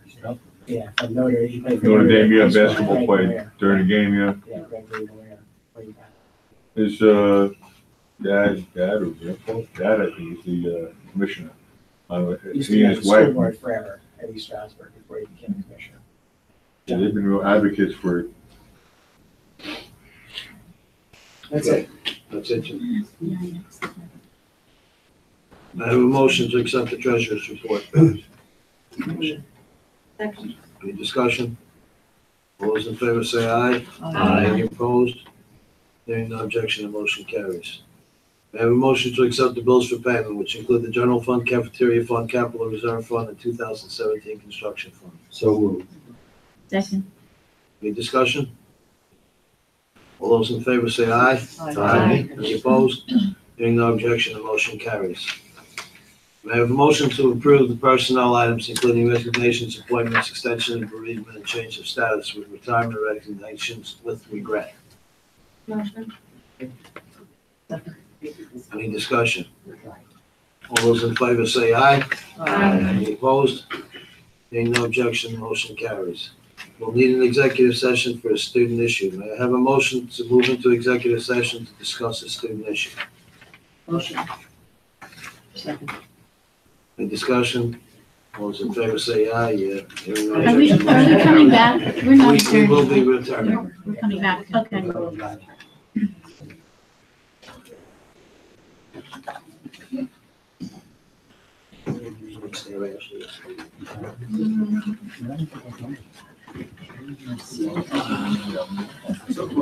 Oh, yeah.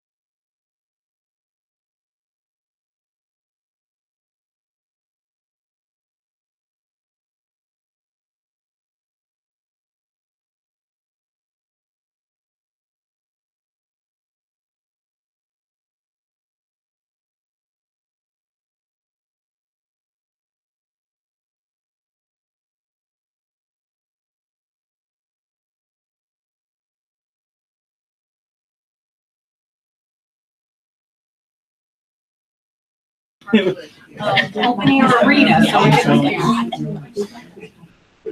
Julie, I'm ready for Christmas. Yeah. Yep. Julie, it's not really Christmas in my heart until the socks. I should have worn last year's pair tonight. I wasn't thinking. Better planning. I know. But Christmas Eve. I have a motion to move back into regular session. Motion. Any discussion? Okay, part of the discussion, please note that we also discussed a real estate issue and a safety issue in executive session tonight. All those in favor say aye. Aye. Any opposed? Hearing no objection, the motion carries.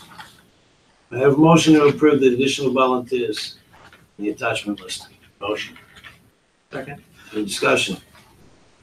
All those in favor say aye. Aye. Any opposed? Hearing no objection, the motion carries. Approval of the Delaware Valley Adult and Community Education courses and instructors for spring 2019. See the attachment. Sorry, may I have a motion for that? Motion. Second. Any discussion? John, I see you're going Yep. to be a, Well, right, we've been beating the bushes, and we should have a few more courses that we'll have you approved in January before I go to the spring. We've got a couple more, but I've been banging on people to get involved, so I figured I better step up. So- You realize we're all signing up. So- I did tell John he put his money where his mouth was. We were trying hard. Push was on. And I told them I won't take the pay, so just whatever money they generate, put it into the DDA's coffers to offset other things. That's very good. That's very good.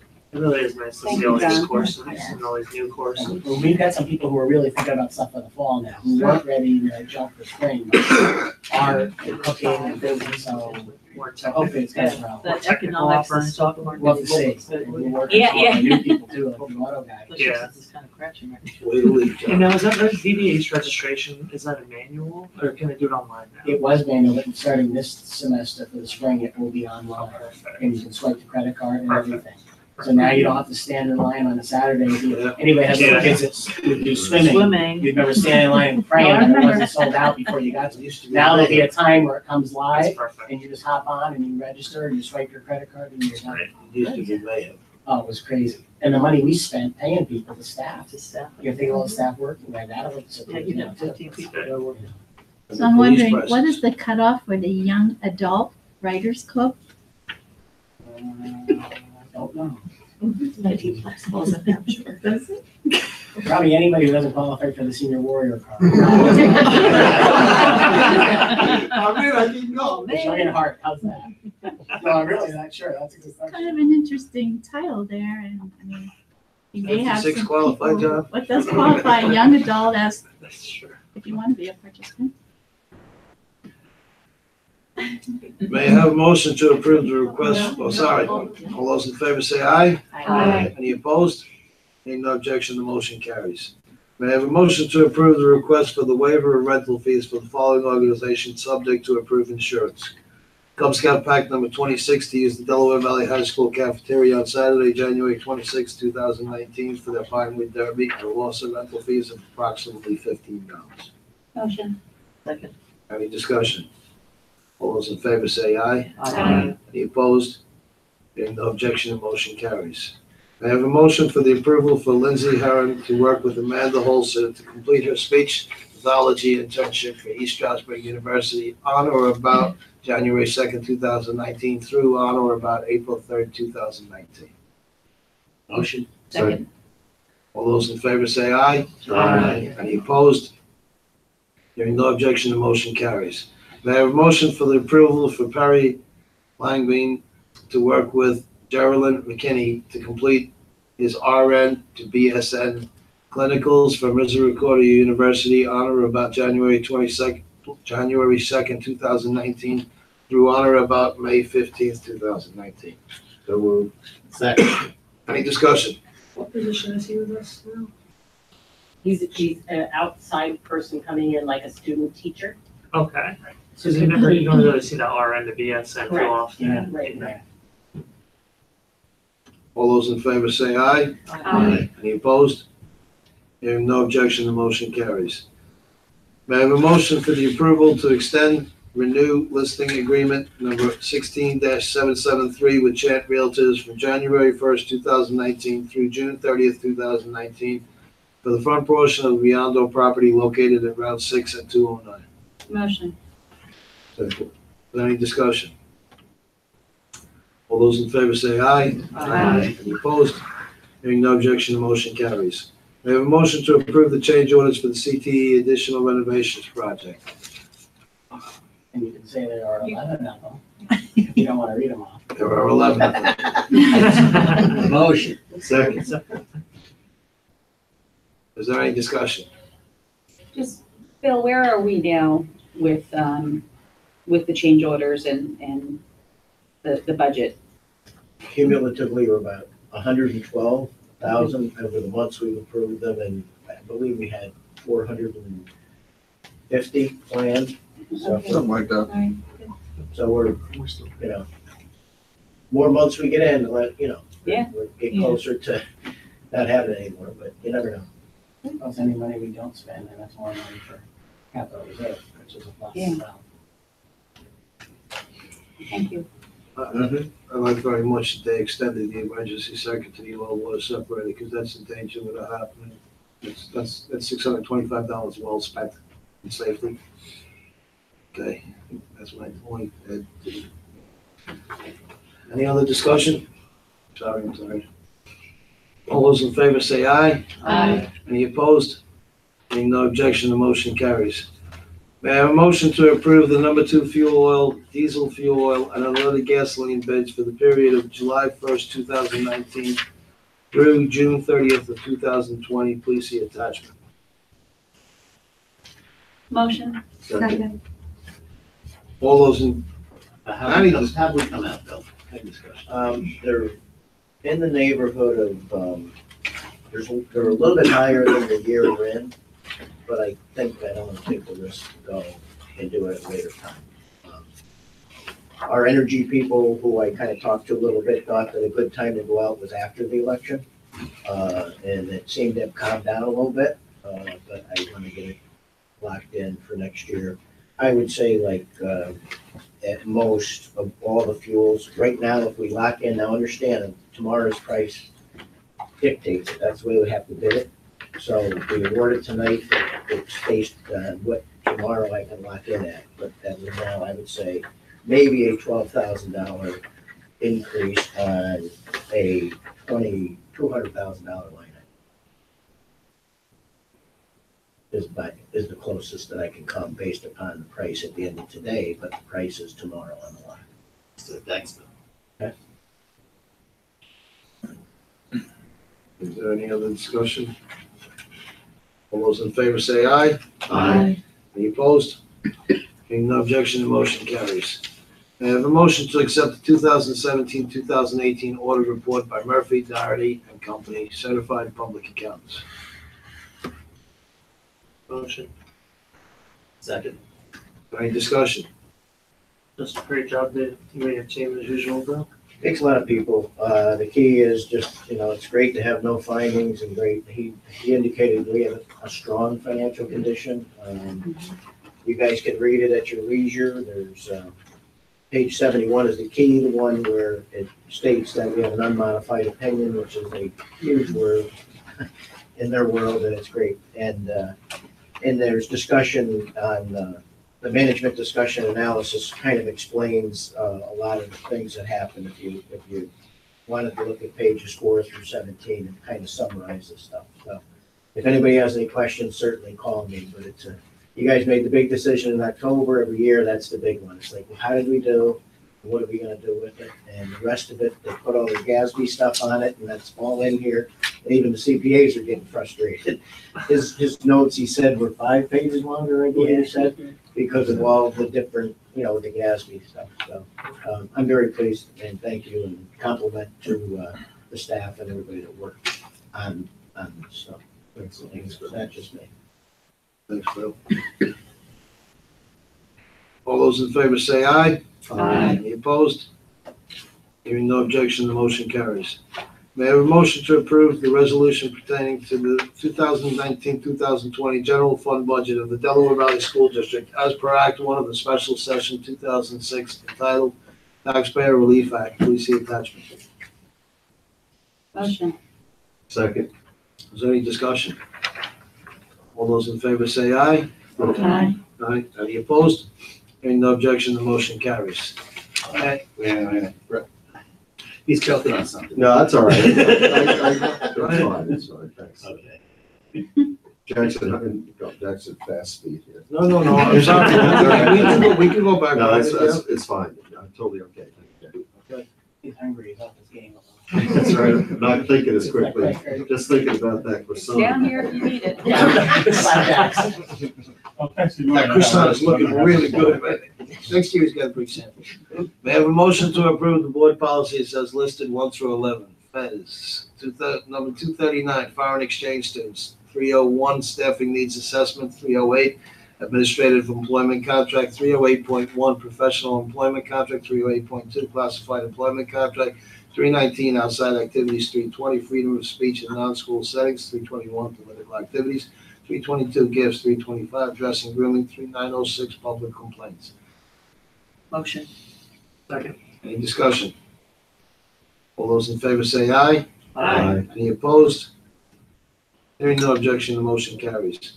May I have a motion for the expulsion of student 2018-2019 4000518 for 180 school days with the right to reapply after 90 school days if items listed in stipulation are met? Motion. Second. All those in favor say aye. Aye. Any opposed? Hearing no objection, the motion carries. Is there other business from the board? Yes, Jack. The negotiations committee met before our meeting today, and we will report to the full board in executive session during our next work session. Thanks very much, John. And Jack, I have something also. Is there anyone else? I had just one small go thing. But just on the realty transfer tax receipts bill, what are we driving those numbers? Because they're way up, this year. There was a couple, like, larger ones, like $1 to $1.5 million sales, so. Yeah. I always worry about them being, driving it a little higher than, so I would temper it a little bit, but. Well, yeah, it just looks consistently over the last several months, If it was that 1 month, I'd be like, all right, there's Right. something, but it looks like consistently over the months, it's been relatively good. Yeah, that's That's a great. good sign. Absolutely. Yeah. At last night's IU20 meeting, it was a bittersweet moment when the board approved the hiring of Dr. Christopher Wolfel, who beginning July 1st will be replacing Dr. Charlene Brennan. Dr. Brennan has just been the most outstanding leader of IU20 for about 13 years, I believe. So, it's kind of sad to see her moving on. But I also must say that Chris has been with the IU for a very long time, 20 years, I believe, and has been groomed for the position probably for about 5 years. There were interviews, but he was the best candidate. And I believe our 13 school districts are in very good hands with his future leadership. There's some communication from IU20. And I would just like to add that it was really nice. There were no solar flares, no snow squalls, not even any bear or deer. So I just cranked up the Christmas music and had a great time that nice. Once. Thank you. Thanks, And I echo Pam, I think he's gonna be great. Yes. Yeah. He's a great personality. Yeah. Yeah, he's high energy, lots of passion, really cares about the IU. So it was a great pick. Yeah, we're in good hands. Yeah. Okay. Thing I'd like to bring up is budget. I've been talking about it since September. This year, we're gonna receive the budget before we receive the person giving the budget. So, John, if there's anybody we can put forward in January, if there's anybody we can move up a bit, it's less stress at the end. I don't know if that's possible. We'll have the budgets for you in March, and then they have to defend them in April. Which is, you get the budgets a month ahead of schedule. I lose this into May. I just want to try to decide as little as possible. So all right, so we can't do January. Can we get some of them in February? That's up to the group, I mean, if you want to spread them out over a longer period of time, or you like to consolidate budget into a window, that's up to you guys philosophically. Give me the presentations that we get. Well, basically, the plan, what we've done in the past, just to review, 2 or 3 years ago, we started having them come to the April work session and present their budgets and answer questions, but you never got a chance to see that information in advance. Last year, we sped it up and had the directors come to the March meeting instead of April. But it was the same issue that you didn't have it in front of you. So what we had said this year is that we would give you the budget, we get all the budget info together and give it to you in March. That way you had a month to pour through it. And then they would come sit at the April work session and answer whatever questions you have. So that you wouldn't be walking into a meeting blind. You have a whole month to prepare. And then that would be your time where you want to talk about line by line items. You could do it all there in early April, which is about a month or 5 or 6 weeks before you vote the budget. Okay, so then I have to ask the board, am I pushing too much? Or do you want to see stuff earlier? Do you want to get it all at once, or do you want to see stuff earlier? Well, does it impact on people preparing budgets if we ask them to do it? Yeah, sure it does. Yeah. That's why I would take the smaller budgets, if there was smaller budgets, do those ones, if we could possibly ask them to do theirs ahead of time. I wouldn't want to take on larger budgets, obviously give them the extra month. I'm just thinking, and I don't know if this is the wish of the board or not. It's just my own personal thing. I would like to see them split up. I think what happens, at least the years that I've been on this board, is we get all the information at once. It's overwhelming. It is for me to a point. So that's just my own personal opinion, but I gotta hear from others. And then maybe we could get some of the smaller budgets a month early. Okay, yeah, I know, I'm pushing January. I understand that this Christmas. Well, I'm thinking if we can get you some budgets in February, like if we give them to you in February, they could present in March. Right. And then we give you others in March, they could present in April. So then you would get 2 doses instead of all at once. Yes. Which would give you more time too, because you would have as many people wheeling in. But we'd have to strategize to figure out which ones. I would like that, but I'm one of 9, so.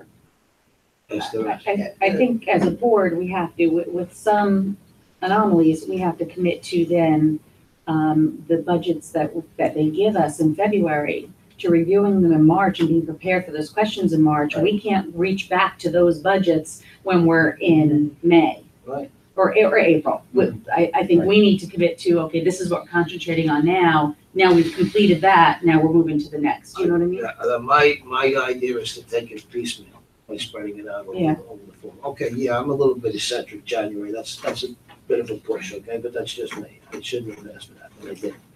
So are you okay? My only concern, Jack, is that it doesn't influence the accuracy of the budgeting process. Because things happen during the year that reflect on the next year's budget. And, they could happen in February, they could happen in March. So long as that's not an issue, I'm okay with, getting some of that material early. We can try, 80% of the budget is salaries and benefits, and the biggest thing we need to know is in March. How many people are retiring and that type of stuff, that drives a lot of it. And they have to tell us by March 14th. So that's 3 months before graduation day. So until then, that's where the big, that's how we solve our budget issues annually, is that the loss of positions through attrition. So everything else, all the other stuff that we'll do at the work sessions will be about the other 20%.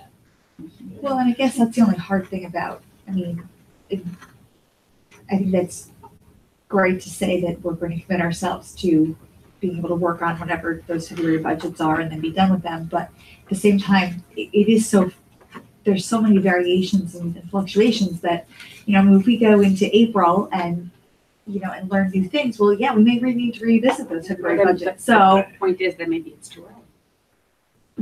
And that's, I mean, however we decide to do it, I just think that I'm not reserving the right to not look at those budgets after that. I mean, we have to be able to If you take- readdress them. If you take some of the smaller budgets in February, you can pretty much get 98% of that budget down and say, okay, I'm fine with this. But say it's, say, we'll pick on Marvin, say it's Marvin's budget. Marvin says, look, this came up in the meantime, I wanna add this to it. Sure, we'll look at that in May, we'll look at it whenever we have to look at it.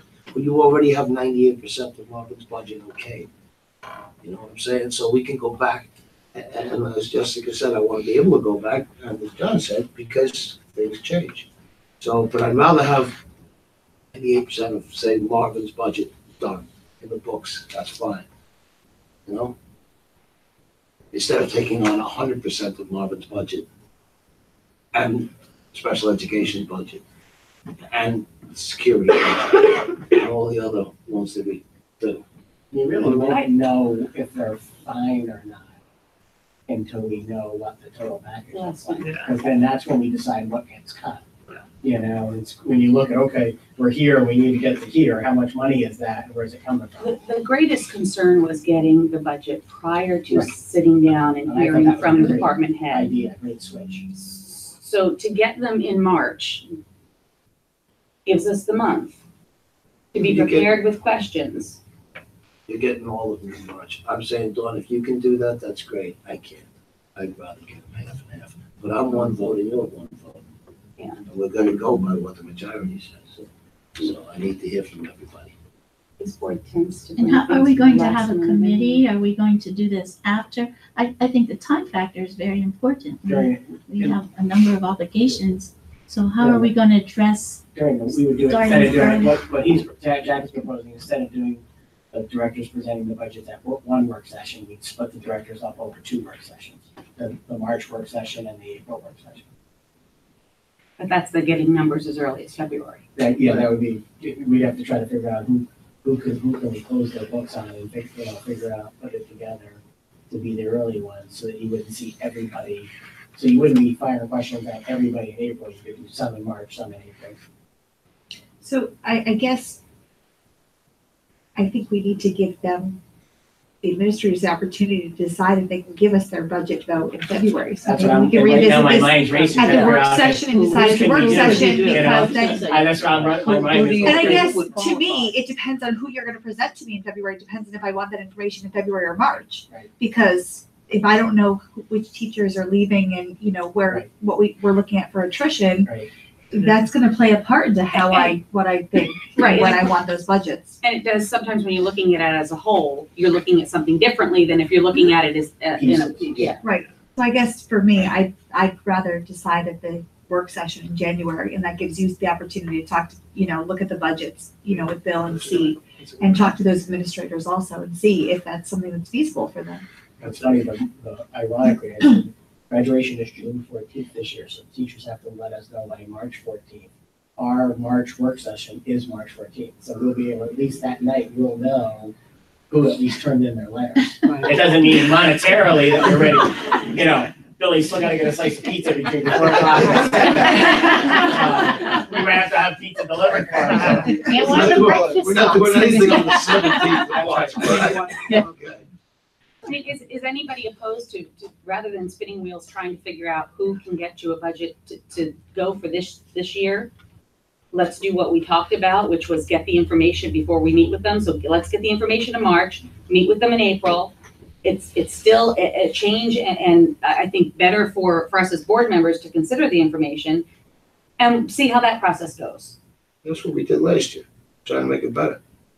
Well, last year. We didn't get the you did this information before. You got it that night. That night, right. Now we're gonna get it a month ahead of This time. gives you a month. Right, to go so it gives through us time to go prepare. through it before. What's gonna happen in April is we're gonna have a very long meeting. We're gonna go into 11, 12 o'clock at night.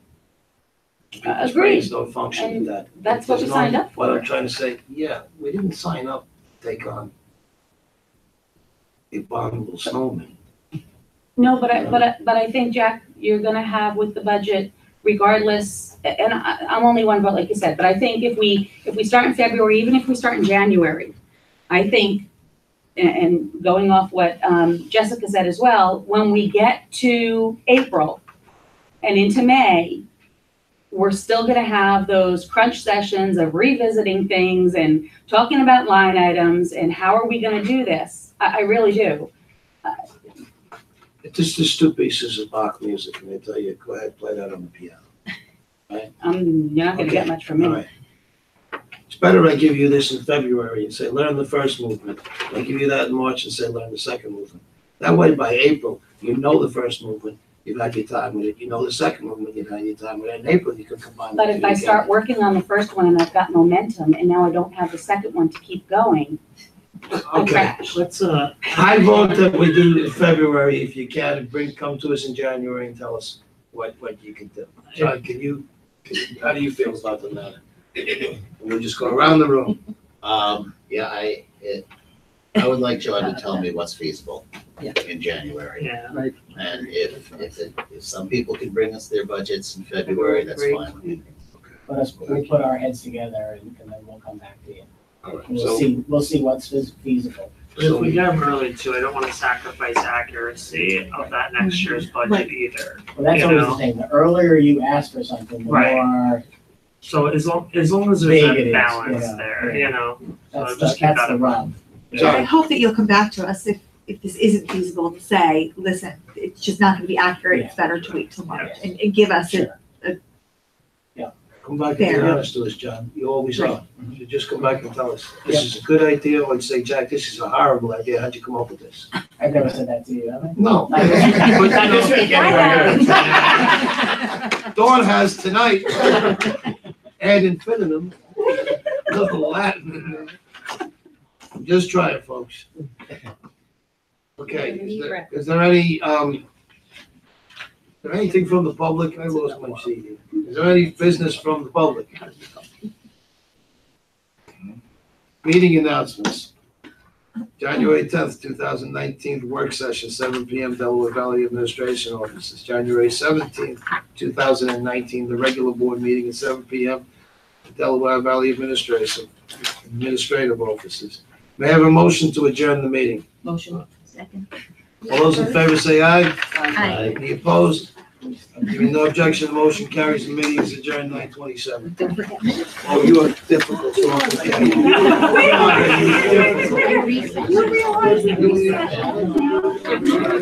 I flipped both sides. I flipped both sides. I didn't put much thought. We have a